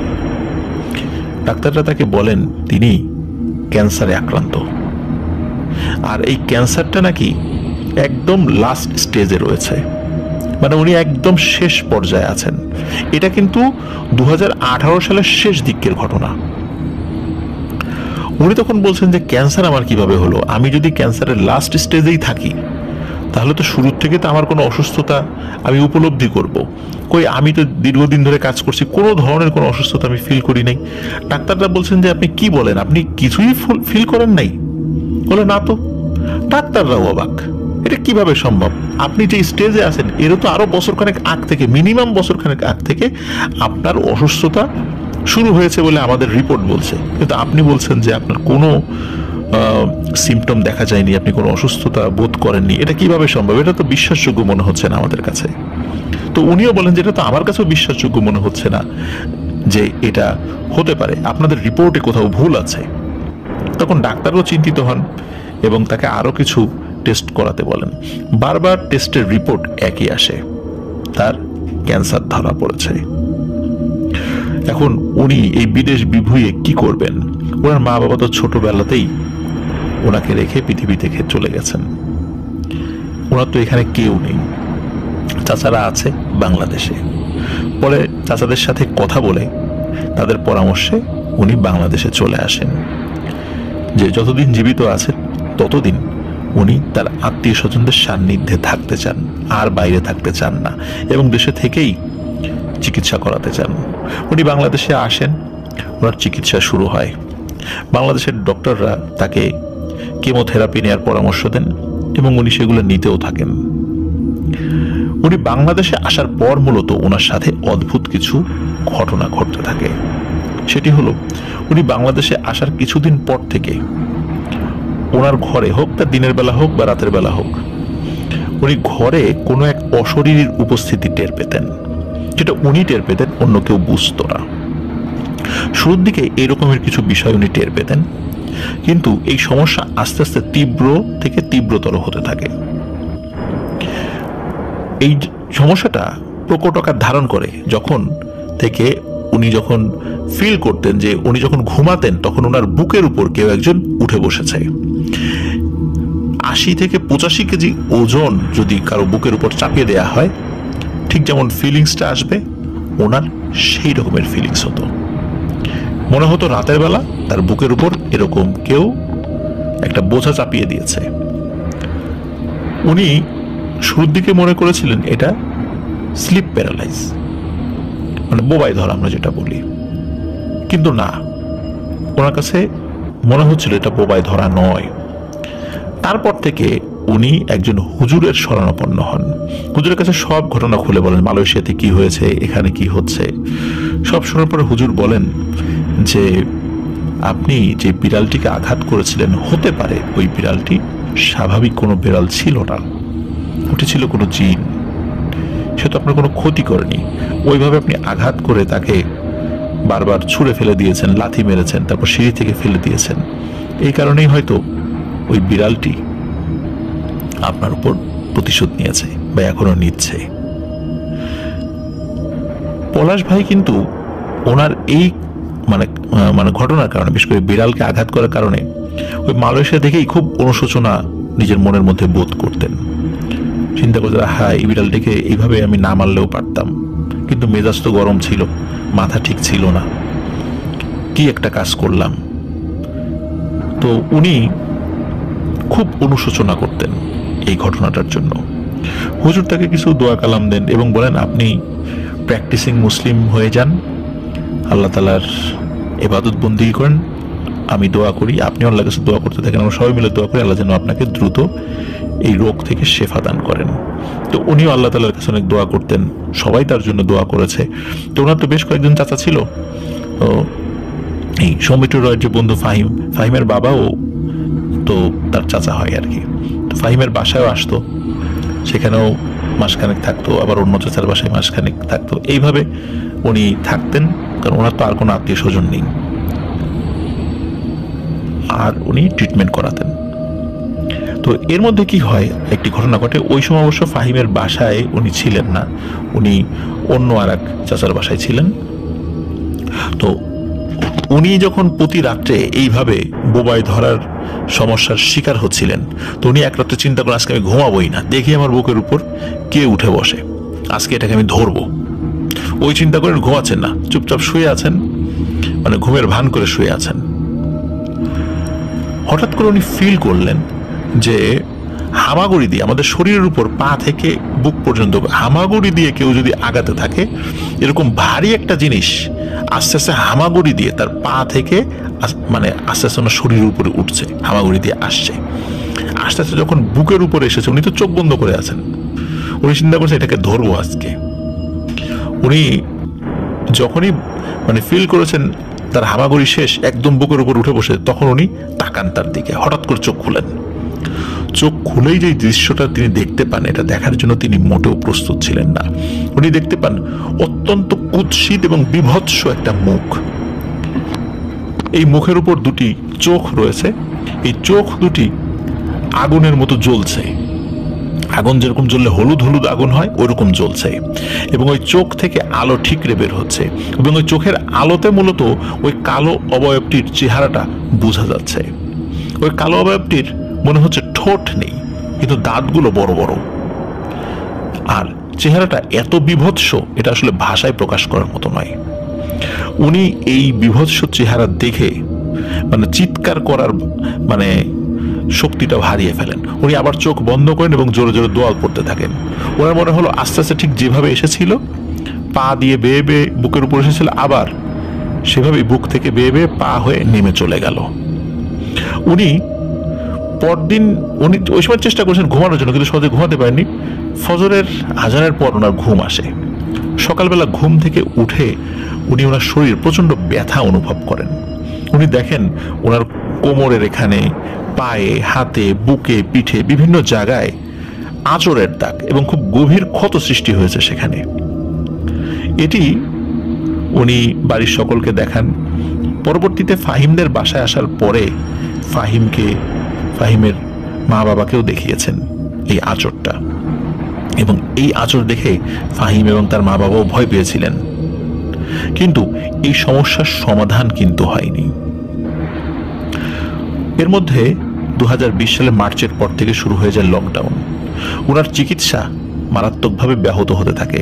অনেক হসপিটালে এই রোগীর চিকিৎসা দিতে চাচ্ছিল না।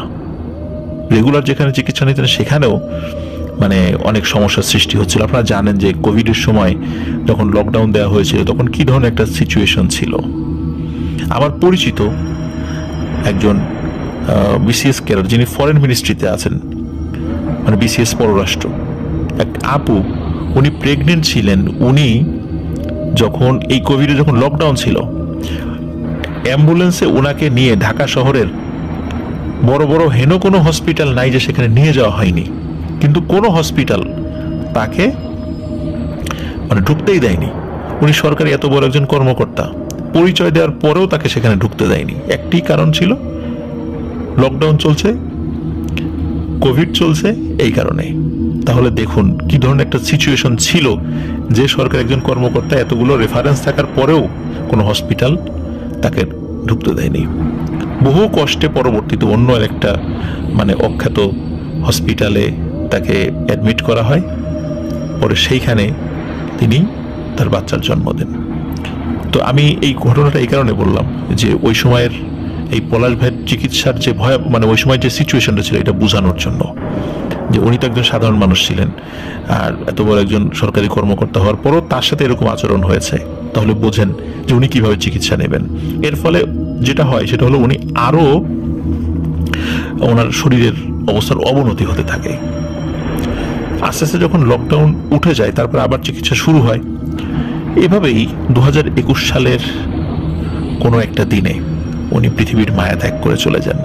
মৃত্যুর পূর্বে উনি বারবার বিড়ালের সাথে তার এই আচরণের জন্য বারবার সকলের কাছে অনুশোচনা করছে, হাই কাজটা কেন করলাম আমি, হয়তো বা এই কারণে আমার হয়েছে। নিশ্চিত নয়, কেউই নিশ্চিত নয়, ওই হুজুরও নিশ্চিত নয় যিনি বলেছেন যে আসলে ওই কারণেই হয়েছে কিনা। তবে এটা কেউই নিশ্চিত করে বলতে পারেন